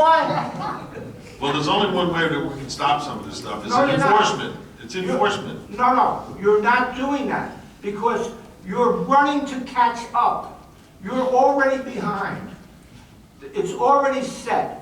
The people are going to do whatever it is they're going to do. And yes, you put your tape out and everything after the accident. Do the best you can. If you see the guy making a U-turn on Main Street, yeah, you grab him. Or going the wrong way in the street, yes, you get him. But stings, trust me, nothing good ever come of something like that. I know this. Trust me. That's a bad idea. Hopefully you'll give it up. All right, thank you, Mr. Dilberger. The chief's gonna be working on it, and Well, so, I'm we only get talking- your point, we get your point. No, you don't get my experience. Well, This is- obviously, this no, is- I don't have the this is experience of walking experience like talking. you. And I'm still walking and everything. I know what I'm talking about. I know, you have the experience of walking, believe me, I see you all Okay, over. I know what to look for. But it's a situation But that we're trying to what you're control doing at is- 8th and the crosswalk. It's So- not, all you can do is hope for the best anymore. You're already too late. Enforce your laws. Don't set up these elaborate stings or anything. Just enforce what you got. Do the best you can. And that's it. We're already behind and it's over. It's Thank you, already Mr. Dilberger. over. All right, thank you. Yes, Gene?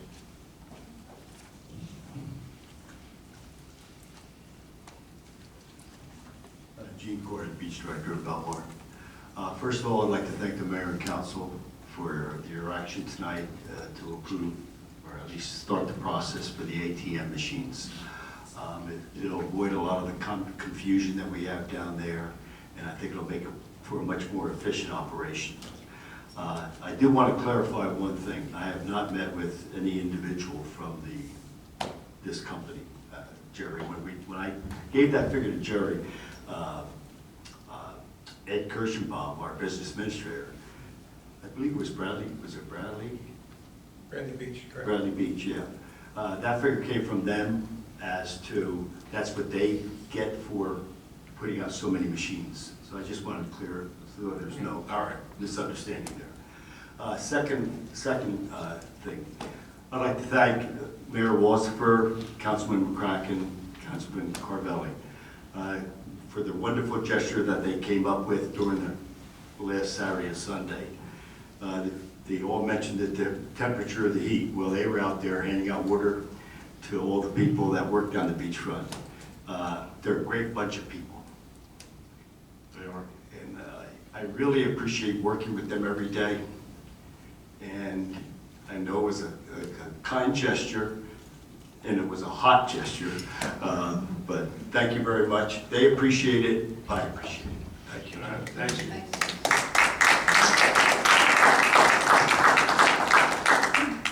Let me just get Sandra over here first because she had her hand up for a while.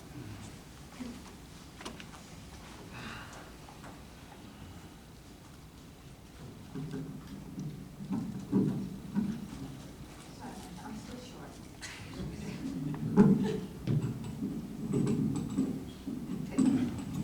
That's good, thank you. Thank you, Mayor. Sandy Caputo, Surf Avenue.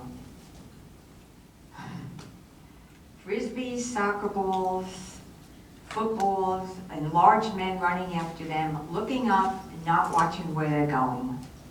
In the surf, right where children are playing, in the sand, right where people are sitting, it's all over the place. It's a free-for-all now. I've never seen it so bad. Worse than any other year. It gets worse every year. No lifeguard or officer ever stops anyone from throwing or kicking any ball on our beach. Not ever, not any situation, never ever. Everyone is permitted to throw and kick these balls around. There's an ordinance about this. It's also in our beach rules posted on our website. And curiously, there's a Facebook video where we invite people to come and throw the football on our beach. It's casually mentioned, but it's there. Now, Mayor, you spoke to me about this before the last meeting, and I know what you said to me, but I don't understand the concept for something like this of we're working on it. Because really... No, I said we're trying to get everybody to work together on it. Okay, because lifeguards and the beach police. Well, it's not working, because I really don't understand that, because it would take about 60 seconds at a lifeguard meeting, and I know they have them, to tell them this is not allowed anymore. And I'm sure that the special officers have meetings too. And that, Well, when we have our chief here and our business administrator, they will speak with the lifeguards. The chief will speak with the special officers down there. these activities could go on during non-beach badge hours. And having them play ball near the boardwalk is not a solution either. I don't think people walking on the boardwalk should have a football flying at them. Same for kites. Fly them during non-beach badge hours. That's what we always used to do. We would take kites, we'd take them on the beach after 5 o'clock. These things weren't allowed years ago, and I don't know what the benefit is for our community to keep this going. You could put up signs, ball playing after beach badge hours.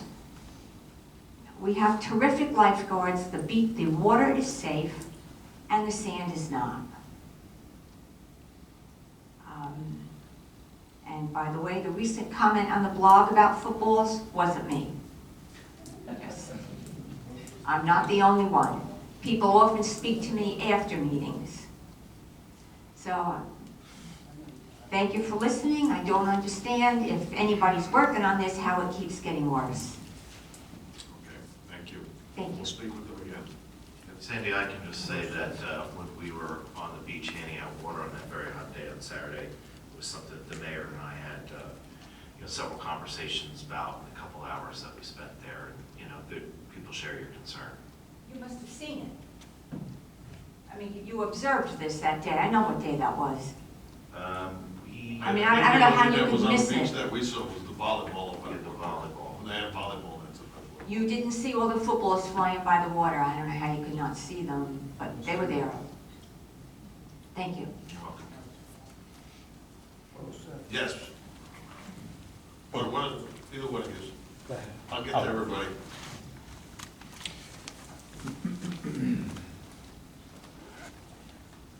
Thomas Aspar, 304 10th Avenue. I just want to add some comments to the comments that Sandy gave you about football playing. I've been on this Belmar Beach for 43 years, and back then, it wasn't allowed. It was very highly regulated by the lifeguards, just the way the boogie boards and the inflatables are now on the beaches that don't allow it. And this situation is very near and dear to me because I own in town, and my wife and I take our kids to the beach almost every day in the summer. And we exclusively use the 8th Avenue and the 13th Avenue beaches, because those are beaches that allow the inflatables and the boogie boards. In fact, I think I see Councilman Rendon there on 13th, practically every time I'm there. So what that means on these beaches at 8 and 13 is that there's a very high concentration of children.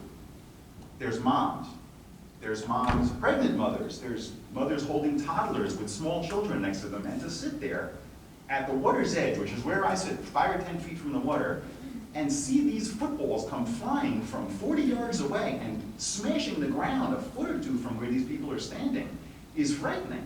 It's an unsafe situation. I mean, you have problems in the town like this problem on 8th Avenue. You have a senior building across the street to a shopping center across a major thoroughfare. That's a major problem. You've got a problem with the crosswalks on Ocean Avenue with people flying through them when there's people trying to get by. That's a major problem.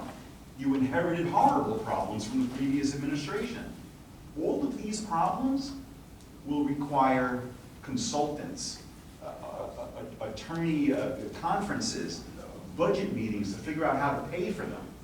This problem with these balls on the beach, on the water and at the water's edge, can be solved in a minute. There's no consultants involved, there's no experts, there's no attorneys needed, there's no budget meetings, there's no money for it. So what I'm not going to stand here and do is ask you to fix the problem, because I did it with the previous administration and I'm doing it now. What I want to ask is, why won't you fix it? And I would like an answer from each council person and from you as to why you won't fix it. Because it's obvious to me that you won't. Well, at the beginning of the season, I had talked, but I didn't know it was continuing going on until I saw you on the boardwalk on Saturday. Our business administrator is going to talk to the lifeguards. He's going to talk to the lifeguard staff to step up a little bit of procedure to stop this. So, and our chief of police is here. He's going to talk to the beach police down there to step up enforcement on this. So, I mean, unless you want me to go down there and try to do it myself, that's what we have these people in place for. I mean, he's going to have to, our business administrator is going to have a talk with the lifeguards to enforce this. Okay, I appreciate the offer, but it's not something you can fix. Yeah. And it's not something the police can fix, not the officers or the specials. Sandy asked you if you saw those football playing from the boardwalk, and the fact is that you can't see it. No. You cannot see those footballs in the water or at the water's edge from the boardwalk. So specials and police cannot be involved in this. You could make the argument that you could call the police from your beach chair, but by the time they get there, there's another football. They only take 10 or 15 minutes and they move on or they're changed. So yeah, it's a very horrible, dangerous situation. And I would like to know what each of you thinks about it, or what are your feelings about it? When you witness this activity on the beach, what do you do about it? Do you report it to the lifeguard? I move my kids to a safe area. Okay. I can't tell the people to stop. No, I didn't know. I didn't know if you got the attention of a special one or two and they didn't take action, or if you pointed it out to the lifeguard and they didn't take action. I was just trying to get a sense to see if you reported it to somebody and there was no inaction, and there was inaction after you reported it. I haven't reported it this year yet. Okay. Last year, when reporting it to the lifeguards, half the time I was ignored. They would just laugh at me. What they would say is, it's at our discretion if we think it's an issue or not. And the fact if that's the case, I think there is something we can do about it by educating the staff as to what the rules are on the beach. See, here we go again. I don't think there's any of this necessary. It's just tell them to stop it. It always was like that, and it's not like it now. So you want to have these discussions in meetings, I don't really see why it's necessary. Just instruct the lifeguards and think it's not. But I think they need instruction because of the answer you gave me when you said that they told you it was at their discretion. So it appears to me that they need better direction on what they're supposed to do, if that's the answer you got. Part of the problem is it cannot be at their discretion. The lifeguards are young. They don't have kids. They don't see the danger. If I could, Sure. I will. I will talk to Chief Lifeguard, Chief's here. He will instruct his staff. I will send an email out to all department heads because realistically, it should be the lifeguards, it should be the police, it should be DPW. It should be anybody that's a stakeholder in the town. If they see something going on, we have to make sure that, and you're right, staff lifeguards, sometimes they're young, sometimes we have senior lifeguards there. If in fact we have a problem, we all have to address it as a team collectively. There'll be no mistaking of the problem that we have. It'll go out by email, that way it'll be documented, because I can document it that way, then I can take action if it's not followed. Because progressive discipline, it starts that way. As long as something's in writing, somebody has to follow what's in writing. Okay. So what I can tell you is that as the administrator, I will talk to the chief after the meeting, I'll call the head lifeguard after this meeting, and I'll put them right. I will ask all department heads to make sure they're vigilant on that.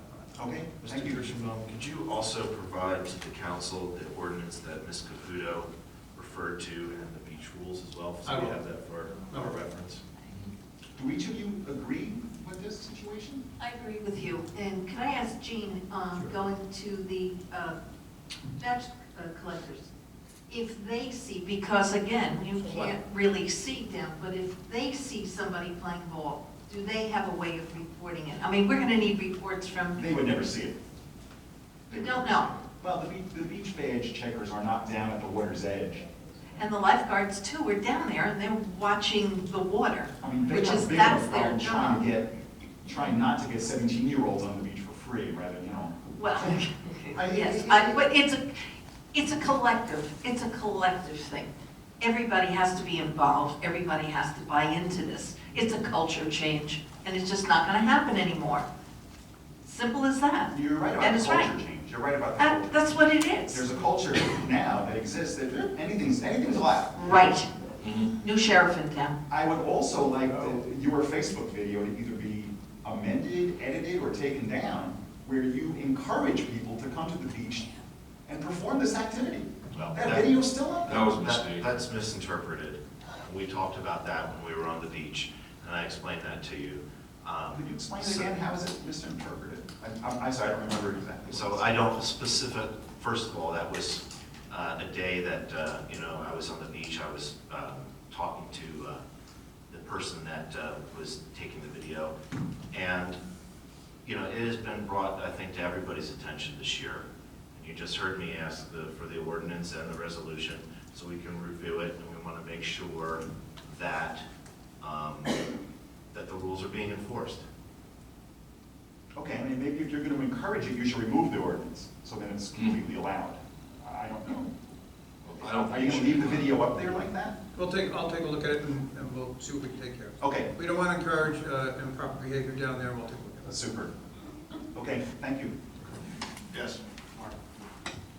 Oh. Mayor and council, just so you're aware, this ordinance was enforced strictly.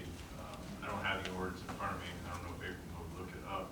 It was changed several years ago to allow all things on the beach at the officer, as well as lifeguard discretion, at the time. Did you hear that?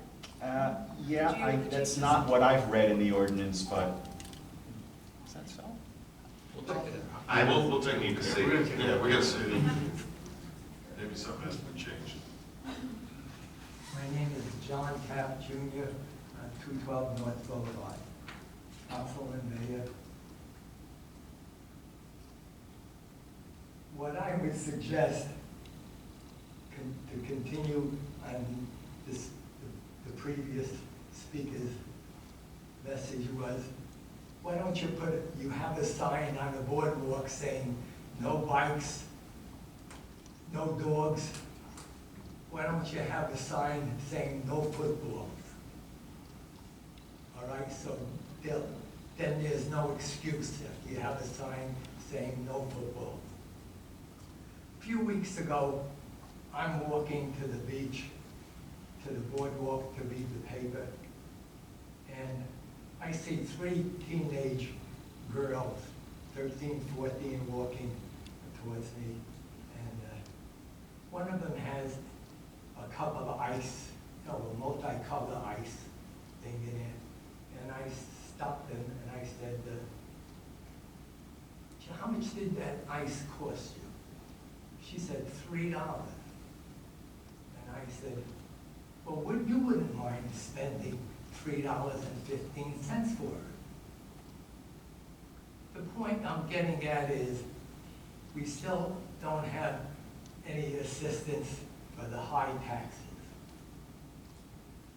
Why don't, and you have the authority to give away money or to tax money and so forth, why don't we, along the Ocean Avenue, only on Ocean Avenue, put on a 5% sales tax? Because 95% of the people on weekends are from out of the town. Why don't, and they're taking advantage of everything, all right, of all the facilities, the beach and so forth. Why don't we have them pay a little of our taxes? That's simple enough. You should be able to pass an ordinance to put a 5% sales tax on an extra sales tax on just on all the businesses on Ocean Air. That's all I have to say. Thank you. Yes.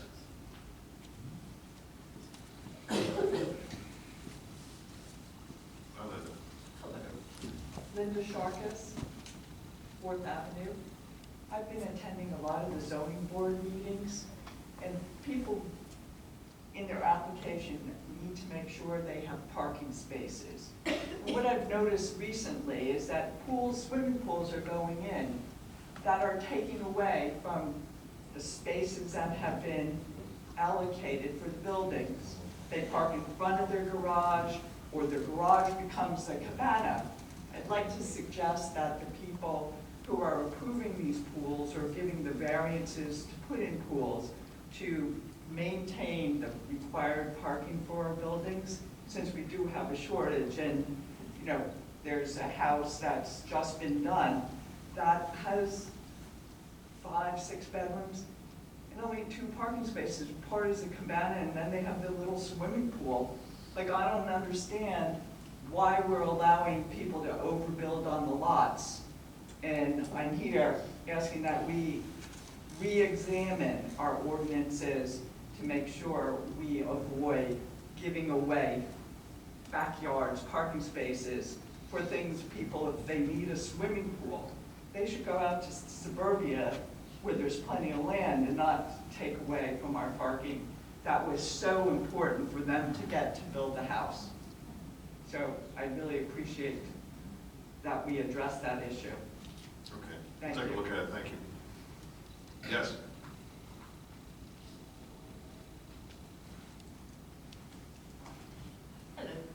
Angela Pfeiffer, 319 Fifth Avenue. A couple of comments, I'll keep it brief. One on this pilot thing that was mentioned kind of surprised me because we've had several conversations and I was under the impression that we were kind of done with pilot programs. But now there's a possibility of another one. And I know you won't share the details. Can you share the location? It is behind 7-Eleven on 7-Eleven over 35, that property behind there. Okay. They were looking to build 11 condos there, and it's not going to be a pilot. Okay. I'm just wondering, I mean, anybody that's involved in real estate knows that Belmar right now is sizzling hot. We keep making all of these concessions to the builders and the developers. You know, let's take single-family homes and do multi-dwellings. Let's do this. Let's do pervious, impervious. Why are we giving away anything? We have something that they want. Why are we giving this away? Okay, and I agree. I don't have any kids in the school, but I agree. The school has been short-shifted. Yes, it has. You know, and when I brought this up a couple of years ago, and what I was told was, oh, the people moving into the condo don't have any kids, so they're not going to school. Well, guess what? I don't have any kids in the school. Are you going to give me a tax deduction? No. So I think, I just think we want to think about maybe not giving any pilots at all. We have something the developers want.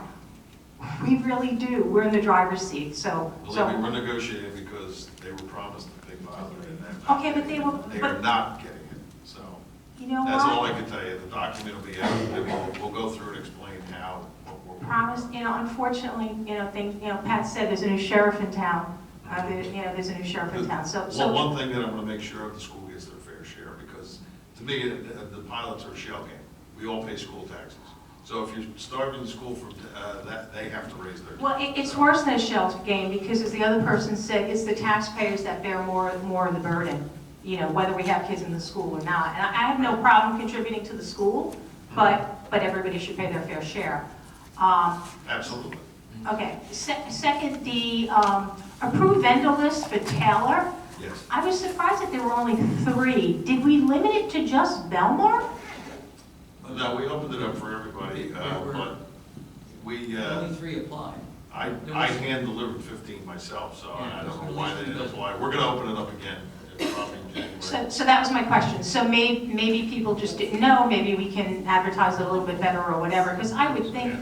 You know, the first time you do something like this, usually there are people who are reticent because they just don't want to be the first one to try it. Sure. Once they see that the vendors that signed up are doing well, then they'll all want to do it. That's the best thing we can have happen, and I'm really happy that the 2 that we added are from Belmar. No, that's really great. like That's great. But and I think what they're going to see is that it's going to be something desirable that they want to be involved in, and then we're going to have so trouble down the fitting road, them all other in. people can apply? Yes, oh yeah. Yeah, well, January will probably open. And those people that are on the list, do they have an opportunity to just block out dates without having a client? No. And after Just before wanna make sure. that, any dates taken. Just want to make sure. No. And last thing, can somebody give me the details on outdoor dining? I love outdoor dining, but a lot of restaurants in town, and we all know which one I'm talking about now, is building something I could not walk by because there's a light post and they built this thing. Is this allowed? Well, it's by ordinance that they have to have at least 4 feet of clearance, and the construction officials went down there, their plan was sent back many times, and they checked it all out, and they have the clearance that's required by the ordinance. They have 4 feet to where there's a lamp post there. Yes.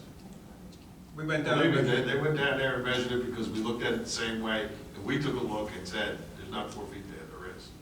So we had our construction official go down there, re-measured it after they put it in, and they were within the ordinance. So we're stuck? I went by and I looked at it and I said, that does not look like it's compliance. We got the officials down there, they came back, and everything was per ordinance, so I agree with you. I was going one way, there was a couple coming the other, we kind of had to go like this to just, They're gonna have to, I know what you're talking about, so I went down and walked it off myself, because I'm on the ADA. And it's okay, the whole thing is okay, it's the corner. And what it is the sidewalk slopes down to where the cutout is. And you got a double garbage can. and you have a lamp post, so So shouldn't if they it be move- 4 if feet they move the tall? double- You gotta move It the is, double it is. can, you gotta move the garbage can. We might have to revisit the ordinance on some of these. And the other thing that you have to be careful, I've noticed some of the other people in town, and it looks pretty, they then add like flower pots, because it makes it look really pretty, but then it goes like another 6 inches or 8 inches. And I bike around town a lot, and you know, you're walking, or I'm with my grandkids in the stroller, and we're constantly maneuvering around. Is that 4 feet, is that something that, I mean, we can't take it back now, The but size of the columns that are making it look so, intrusive. The ordinance was there. I'm telling you, we all looked at it, council. I drive past every day, and I'm like, and we're talking about the cutoff, and that's well away from that area because of the slope. We don't want it to have the 4 feet in the slope. It's actually, I think it's 10 feet or 8 feet in the slope. We don't want any hazard, but that's what the ordinance says. We're gonna have to revisit it because when you look at it, it doesn't look like it complies, but it complies. so if we change the ordinance, obviously, we have to live with what we have, but maybe moving forward might be something to think about. Yeah. Okay, thank you. Thank you. Yes.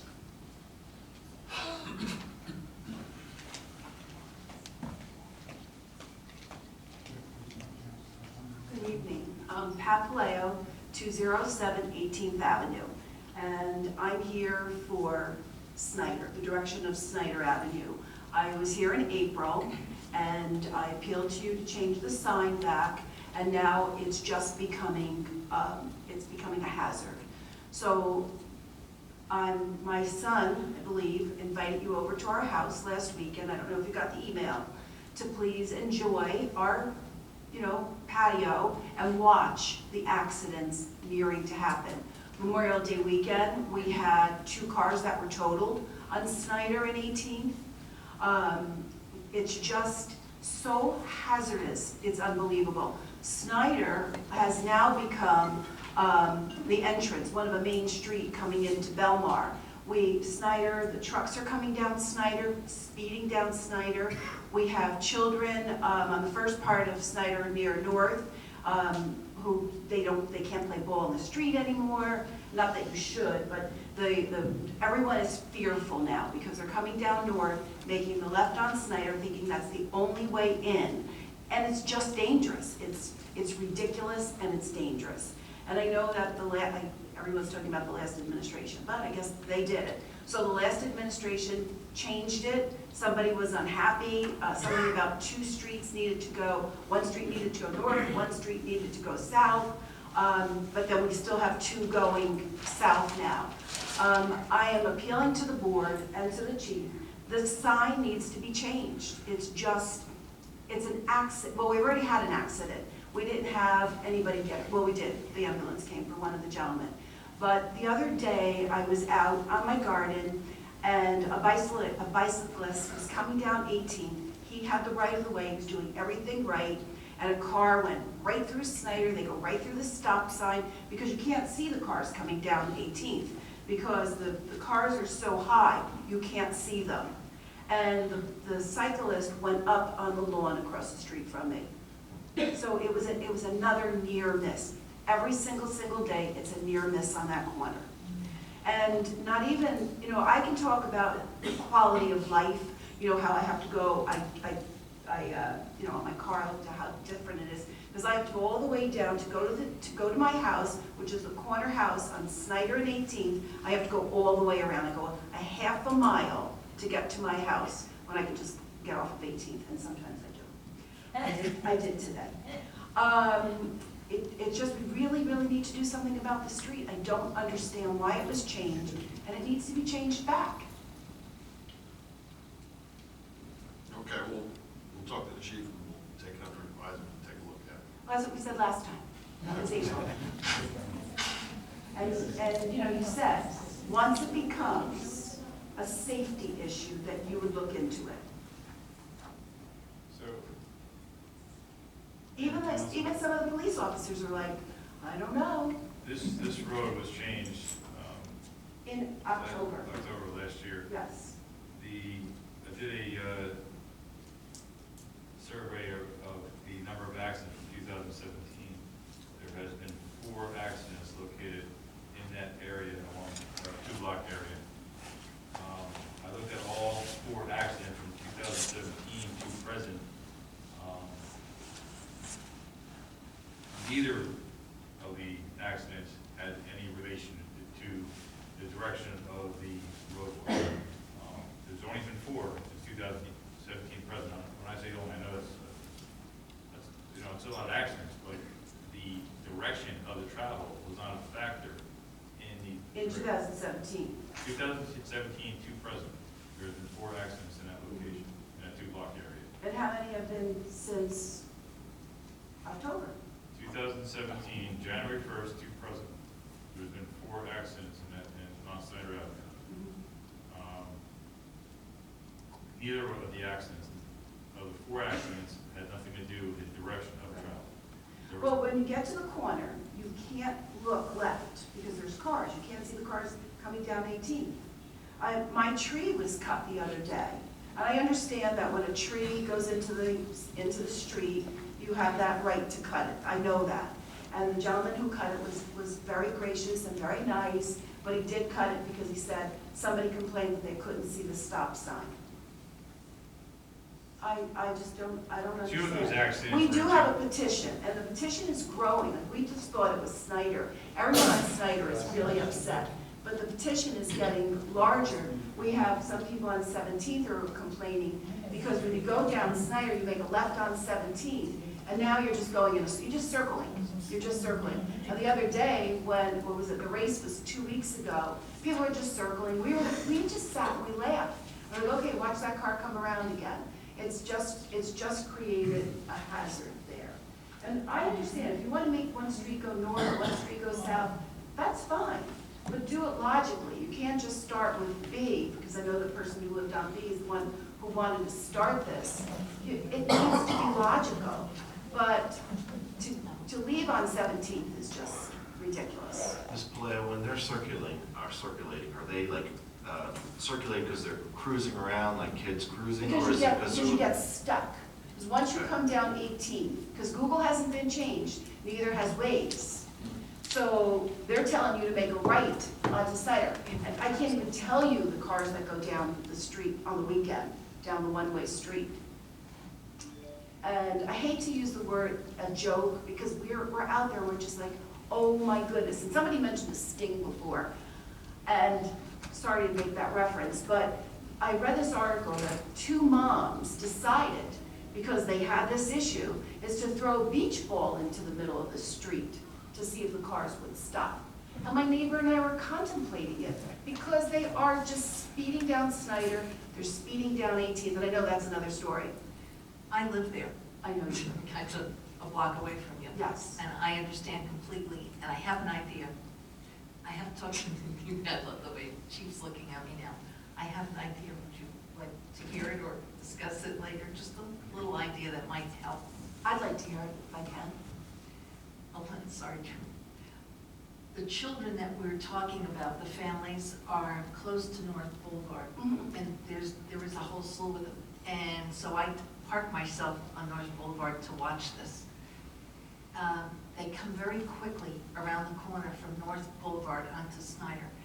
And if the kids' ball goes out in the street, they don't have a chance. I mean, they really whip around that corner because they're coming from, let's just say, the ocean. And they're in a hurry, so they take it fast. Is it possible to take that one street from North Boulevard to 19th and make that a one-way?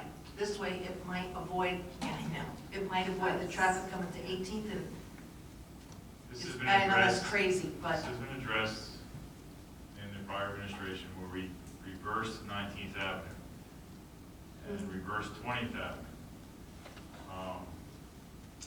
I could tell you that the people on 20th, once it was approved, came back and got reversed it back to the way it was. That's it. Without doing it, Snyder Avenue is one issue in that area. You have Snyder Avenue, you have Surf Avenue, you have 19th Avenue, you have 20th Avenue. yeah. I can tell you the data that we have on Snyder Avenue, the accidents, of 4 accidents, there's not significant, there's not that enough, there's no statistics there to say that was due to the direction of the travel of the roadway. I cannot tell you that changing the direction of travel of the roadway is going to change the number of accidents. The data is just not claiming it's not there. But what you've done was that it's now a main street to come into Belmar. When you come down North Boulevard, it's the first street that goes north. And so now we have huge trucks going down that street, speeding down the street. We've never had trucks going down that street before. The roadway was changed on a petition. And like I said, we have a petition. So a petition has been started. One of my neighbors called, because I know that 18th Avenue is a county highway. Somebody did call the county, but for 2 reasons. Not because of Snyder, but that's one of the factors, is because the speeding on Snyder is just ridiculous. So the direction was changed on petition, correct? Yes. Yeah. On Snyder Avenue. Yes. Yeah. And I was told, Having it changed on petition prevent us from changing it for a certain number of years back? well, not. You'll have another petition Not with trying. 19th and 20th, it was changed within 2 months. No, I think you have to listen to the expertise of the police department as to what's. We try to address this issue in a whole, on 19th Avenue, 20th Avenue, Snyder Avenue, A Street, B Street. My recommendation in the past was do a traffic study in the whole area. No good deed goes unpunished. had a somewhat of a solution. The residents on 20th Avenue were not happy, it got reversed back. Without it go, I don't have the data to support that. It would have to be a traffic study, not just on Snyder Avenue, but an entire area on the flow of traffic. I do agree, the waves and the different apps that are out there aren't up to speed. So we have people traveling in the neighborhood. We try to do an internal study, the residents down there, and shutting down 19th Avenue to see how the traffic flow would be at nighttime. It seemed to work. That's why we actually presented an ordinance for 19th Avenue reversal. It got approved. It got changed several months later back to the way it was. Without doing a traffic study in that whole area, I do not have the equipment, the manpower, or the engineers to do that. There would certainly be a cost to the town of Borough. I do not recommend changing any roadways without doing a traffic study in that area. There's no data to support that the direction of Snyder Avenue, either north or south, is going to make it safer on the data that I have with the 4 accidents from 2017. Chief, I'm concerned about the comment that Ms. Leo made about the trucks. If you're a truck over a certain weight, can you go down a residential street if you're not making a residential delivery, or the rules Yes, about you that? can. You can, okay. There is no weight limit restrictions on any roadway in that area. So, I just need to understand something. So you said a traffic study would cost a lot of money, and you're not even thinking about changing it back to where it was? Because it was changed without any study. It was just, it was changed nilly-willy, because one neighbor decided that she didn't like something, I don't know what it was. But, so it was changed. No, that's 18th and 19th, that was last year. No, That for was Snyder. That was Snyder. I think there was 90 on that, a significant. No, there wasn't 90, there was 48. I have a petition with me. There were 48. Of the 48, there were 4 people from Snyder. So the more people that we talk to, our petition is becoming larger because more people are being affected by the traffic pattern. So it is a huge traffic pattern. Everybody's coming down Snyder, and they're just, they're going down to, what's it, A or Surf, whichever goes south. For Snyder Avenue, I do not have the data support north or south, unfortunately. Right. One way. But you didn't have the data in October either. Nor did I make a. Right, I know that you didn't. Nor did I make a recommendation, Right. because I didn't have the, there's no So data you to can't support. just change it back here. I've been in Belmar I haven't owned in Belmar for 44 years. I've been coming to Belmar for 44 years. And we've owned for 10. But that street has always been going one way, the other way. So anyway, we're appealing to you to please change it back. The next meeting, hopefully we'll have, this meeting and tomorrow night's meeting was a little confusing for some people, because a lot of people who were concerned about this are block captains, so they thought the meeting was tomorrow night. But I can present a petition if it'll help. If you're saying to me, don't worry about it, it's not gonna help, we're gonna keep it the way it is, then I won't do anything. I cannot recommend from a public safety standpoint, I do not have data to support that it would be safer either going north or south. I don't have the data to support that. Okay. Please bring a petition. Okay. All right. Are you going to the community policing meeting tomorrow night? Yes. Yes, I will. And the other thing is, I came in late, I'm sorry, I apologize. I thought the meeting was at 7. But have you ever considered residential parking? I know somebody made a comment about parking and, the pools, the driveways and everything. But I know Manasquan's done it a couple of years now, and it's been really successful there, which each household gets X amount of parking spaces, and then they can pay for more for each, house owners. Because, there's a lot of rentals where we are. They're getting less and less, which is really nice. But it's really terrible to see diapers on the streets in front of your house and bottles, and we wear our gloves in the morning, and my husband's out there cleaning up every single, Friday morning, Saturday morning, and Sunday morning out there. But it's just something to consider, residential parking. I don't think it's a bad idea. we could get some money from it. Thank you. Yeah, thank you.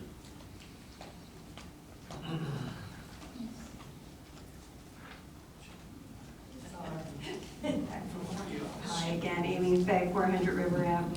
I just want to say a few quick things. What do you say? I was interested in the whole COA conversation, and I thought something sounded familiar, and I texted a friend who sent me something. She was looking for affordable housing in Belmar, which is not affordable to her as far as I'm concerned. She makes the national average.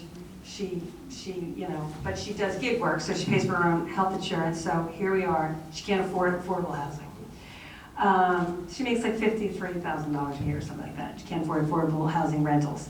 But she got a message from, I'm trying to think where this came from, but anyway, she said, she was told that in 2015, the New Jersey Supreme Court transferred all COA matters to the designated Mount Laurel judges in each county. So COA no longer has any jurisdiction over these matters. So municipalities are going through the process in the court system, and there's no state oversight. That's true. So that's what is happening here with that ordinance that made no sense. No, that is apples and oranges. Oh, it is? Okay. I just thought, obviously, if it says may, you can do what you want, I thought, with that. But anyway, that's one, but I just wanted to mention that.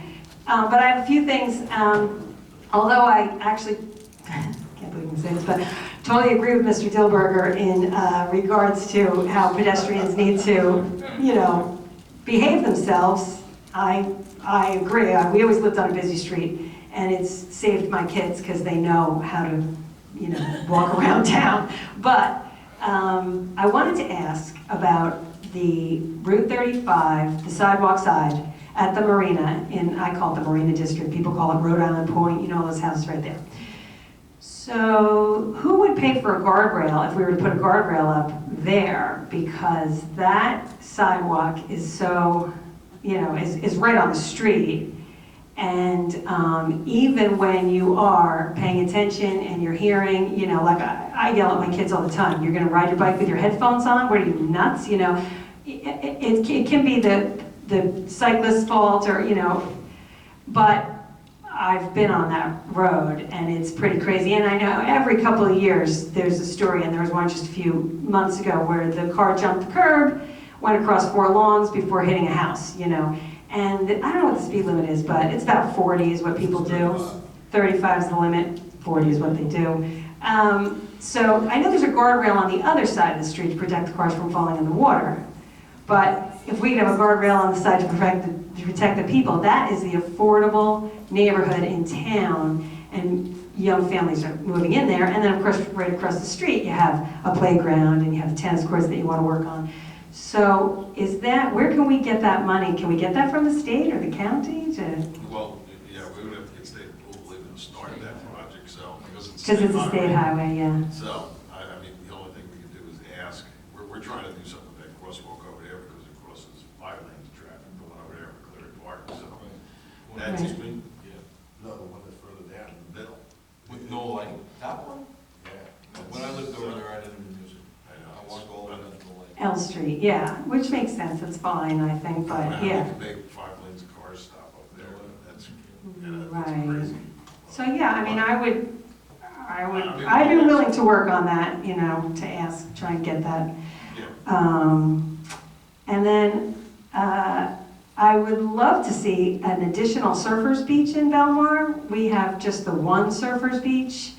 And I noticed that by the fishing club, there's never any swimming or guards, which is the perfect place, I think, for a surfers beach. Don't put guards there. Don't add any money or anything. Keep the no swimming there, and then put another flag up that says surfers beach. Surfers don't need lifeguards 99.99999% of the time. Where does the surf camp? They do surf there. Well, they have the surf camp there. But nobody else can surf? No, they're not allowed to surf there. Only My surfers. husband gets in trouble all the time for surfing. Kids can surf there, I didn't part of the camp. Yeah, the kids, yeah. Are you So, talking about right on the south side of the fishing pier? Or on the north? yeah, the south side of the South fishing side. pier. Yeah, maybe. So like everybody's either on 18th Avenue or, you know, like my I mean, husband on goes to 13th, Spring Lake to isn't surf. 13th Surfing Beach? No. No. Yep. On the north 18th side is of the pier, I only know place people in surf on town that. you I can don't know if surf. that's illegal. What's that? I'm I sorry? see people surfing north of the pier all the time. You I don't do? know that that's, Oh, okay, maybe it's, but I don't know that that's a designated area, just see Yeah, people stay there. away from there because of birds. Definitely should stay away. oh, definitely, I love, yeah, well, I think, That's the last thing we need. right. Really, you have to ask surfers where the best waves are. Yeah. They'll tell you what beach. Well, yeah, I know, they go You where know they what they're are. like, yeah. Sometimes my husband drives to Rockaway Beach if he has to, but it would be nice see, he doesn't even surf in Belmar because it's too crowded. That's, So that's why I would like to see the a additional. lot of the locals don't, that's what's happening. Yeah, it's a shame. I know. It's a shame. All right, one more thing. And I'll get out of here. Two more things, real quick. So the dunes. Is there a reason why we can't, and I really don't know if this is cheap or not, but I assume it's very inexpensive to do what Bradley Beach did. And I would spearhead the effort with people helping do the plantings. I'm sure there are other people that would donate the plantings. And then the DPW is already getting paid to remove Christmas trees, so why not throw them on the beach? No? Want me to take, you want me? Sorry, Tom. Okay, all right, what Bradley Beach did was the classic sand dune environment. There's primary dunes, which are closer to the water, and there's secondary dunes, which are obviously behind the primary dunes. Excuse me, I don't want to interrupt, but this is important, and I want to find this out too from you. Bradley Beach is bigger than ours. They have a lot of room from their boardwalk to the first dune, and then they have more beach. I mean, they have a lot more than we have, so. They don't have a full secondary dune system, they have a small one. Okay. And what they did with their Christmas trees is where they developed the primary dunes, they tend to be at least 15, 20 feet high, and they're held in, the trees are a base to hold the sand, but what really holds them in place is the dune grass is placed on top. And that's really all they have there is dune grass on their dunes. In Bradley Beach, one of the things they have that makes that work is they don't have a boardwalk, they have that paver thing that's up on a bulkhead. So even though those dunes are high, when you're walking on the bulkhead, you can see the ocean. If we were to put in primary dunes like that at Belmar, you definitely would not see the ocean unless you walked out past those dunes. You wouldn't see them from Ocean Avenue, you wouldn't see them from the boardwalk. They'd be too high. What I'm trying to do is have us, I mean, look, the Army Corps of Engineers might just take it right out of our hands, but who knows if and when that would ever happen. As a hardcore environmentalist, I can't argue with the idea that you need a set of primary dunes and then you need the secondary dunes behind it, which they're usually a variety of beach plants, the kind of things that we've already planted a couple of places as test projects. But knowing Belmar and understanding what the businesses and the beachgoers are looking for, I just don't think that primary dunes that block the view of the water is the way we need to go. I mean, if the federal government comes in and tells us, well, we have to do it, then we have to do it. And I won't really cry, but if it's up to us, I think what we need to do is do the best thing we can while we preserve that view of the water, which makes the beach so appealing to our residents and visitors and businesses. Understand what I'm saying? Yeah, and I Yeah, don't see, agree at I all. know. No, we, again, like I said before, the jig is up. Tough darts, we can't see the ocean. We're living in a new era. You know that, Tom, right? I mean, you know. So. If I could, Yeah. you know, there is a beach management plan. Director Campbell he's extensively involved in that. The first step for making any dunes, anything like that, and that would be a permanent dune, is to have it approved in your beach management plan, and the state is not allowing us to put dunes, even your temporary dunes that we put there in the winter this year are not going to be allowed. Well, that's good, because they didn't make any sense. But why not? Why did they allow Bradley? They put in their capital permit in their beach management plan, and they, I guess, approved it there. I was not a part of that. I can tell you in Belmar, they're not allowing it. They're not allowing the dunes, permanent or temporary. temporary, unless there's an emergency situation, an upcoming storm, then you have to call them and get permission. So again, between the CAFRA and the beach management plan that was just signed this year, and I believe it's good for 7 years, they're not allowing it. So you have to get past that hurdle even to get whether the mayor and council, the people on the beach, or whatever study you're gonna do, the Army Corps of Engineers, all that would come secondary, because right now they're telling you flat out you cannot do it. So I'm not trying to rain any parade, but. No, that's interesting, yeah. Yeah, I'll have to follow up again with Bradley.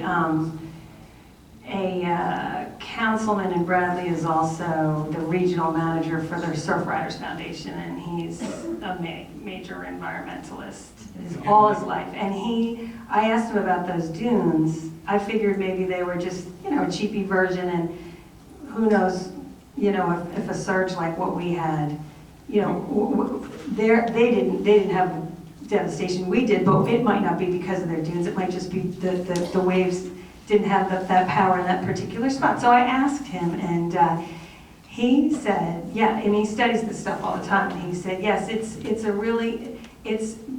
amazing feat because it's so economic and it does work. And they'll get destroyed, that's what they're there for. So then you build them up again, And just so you know, you do participate in Bradley Beach's dunes, because we do bring our Christmas trees to Bradley Beach when they request them. that's what I was gonna ask. I did hear that they can't just get them, they have to get them from all around. Each year, do you Yeah. want any, how many do you want, if they're doing it? And again, for the last 2 years, they were not allowed to put any more down by the state. They said no. So again, I'm not suggesting they couldn't use their own, but they could not use ours. They didn't want any extras. But again, it goes to their beach management plan, what they've got, what they're approved for. I can tell you, we just signed our beach permits with their state is not allowing us to put down permanent dunes with Christmas trees.